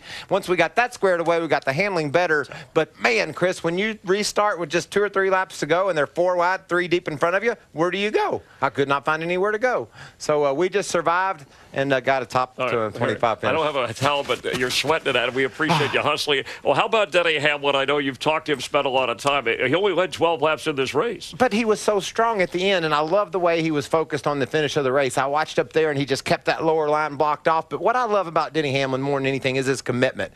You talked about going to the gym and getting in better shape. I think his back injury at California a couple of years ago really woke him up to say, I need to get my muscles stronger so I can rehab quicker and be ready to get in the car quicker. He's done that. We work out in the gym together. He is in great shape, and I think today you needed to be physically tough so you could be mentally ready for the tight battle at the end. Racing a couple inches apart from another guy at 200 miles an hour, blocking people, taking their lane away from them, that's a really tough mental job. And the best race for Michael Waltrip Racing this season, Clint Boyer was 3rd. We talked to him. One of your other drivers, Brian Vickers, wound up 4th. Steve Burns is with him. Well, Brian Vickers, good comeback today. You guys had to overcome some adversity on pit road, and tell us about your afternoon. You know, the guys, they've done a great job this year. We just had a little mishap, and obviously you hate to have those, but everyone on the Aaron's Dream team did a great job for the Aaron's Dream weekend. We were so close to winning this thing. The camera was strong. Once we got our track position back, we were able to hang in there. I thought me and Clint were going to be able to jump to the outside, and the 47 got me sideways. We lost momentum, but it was still it's a good day when you're disappointed with 4th. You got a chance to debrief with Clint. Would you guys have gone together there at the end? Oh, absolutely. I didn't want to go by myself, but we at least needed 2 guys, if not 3. I knew the 47 was going to go low, but I think that him and I had enough momentum out of 4. We could have made something happen, but it's still a long ways back around. We were going to have someone fill in the gap behind us, but I'm sure they would have. It's such a tough decision. And then once the 47 got me sideways, the momentum was broken for the rest of the lap. What does this say for your organization, too, to finish as well as you did? That says a lot. You know, MWR's it's a great company. It's come a long ways, and just really proud of everyone back at the shop. People forget how much goes into these teams. I mean, it's more than just us, and even these guys in this pit box. There's a lot of hardworking people back home at MWR at the race shop, and also at Costa Mesa TRD out in California building us good engines. Thanks, Brian. Thank you. He proudly wears the Aaron's fire suit. Denny Hamlin, your winner, the 33-year-old from Chesterfield, Virginia, continues to celebrate here on the Sprint Post-Race Show. No, he won one. Denny Hamlin victorious at his Toyota here at Talladega as we welcome you back on the Sprint Post-Race Show. And Toyota's finishing 3 of the top 4 today. Greg Biffle, the only 4 there in the 2nd spot. And the 2nd win of this season for Toyota. Kyle Busch had the other. Joe Gibbs Racing successful. So Time for the Toyota Let's Go Places, and we look ahead to the Sprint Cup race coming up in Kansas. It's a mile and a half, and for the first time, we're going to be under the lights in that race. Matt Kenseth won last year. And of course, Denny Hamlin does have a win there. That should be fun. Yeah, I think he won the year before. So as we get in our Toyotas and go places to Kansas, it's a great racetrack for Clint Boyer. It's his hometown, so he'll be fired up to go there as well. I have to say this, Chris. Denny Hamlin said I had to say he can lift more weight than me and hit a golf ball further, and that way he will wait for me to give me a ride home. Yeah, and now he, of course, has a victory like you do at Talladega, so you used to have that on him. How about Toyotas, though, coming into this race? Weren't sure if they had enough, at least late. Where did they find it today? You know, I think it's just driving today. Everybody's cars are so tight. Denny put himself in the right spot late in the race, and then he was able to fend off all those pushes. He did a great job. The cars, Chris, are so close together. The driver can really make a difference here at Talladega these days because of the parity in the competition. All right, good pair. Darian Grubb, crew chief with Denny Hamlin. Part of survival. Hamlin had to lead 6 different times. You didn't know if there was a green-white checker coming. He wins under caution. Thus, the celebration continues in Alabama, and we'll be back in a moment.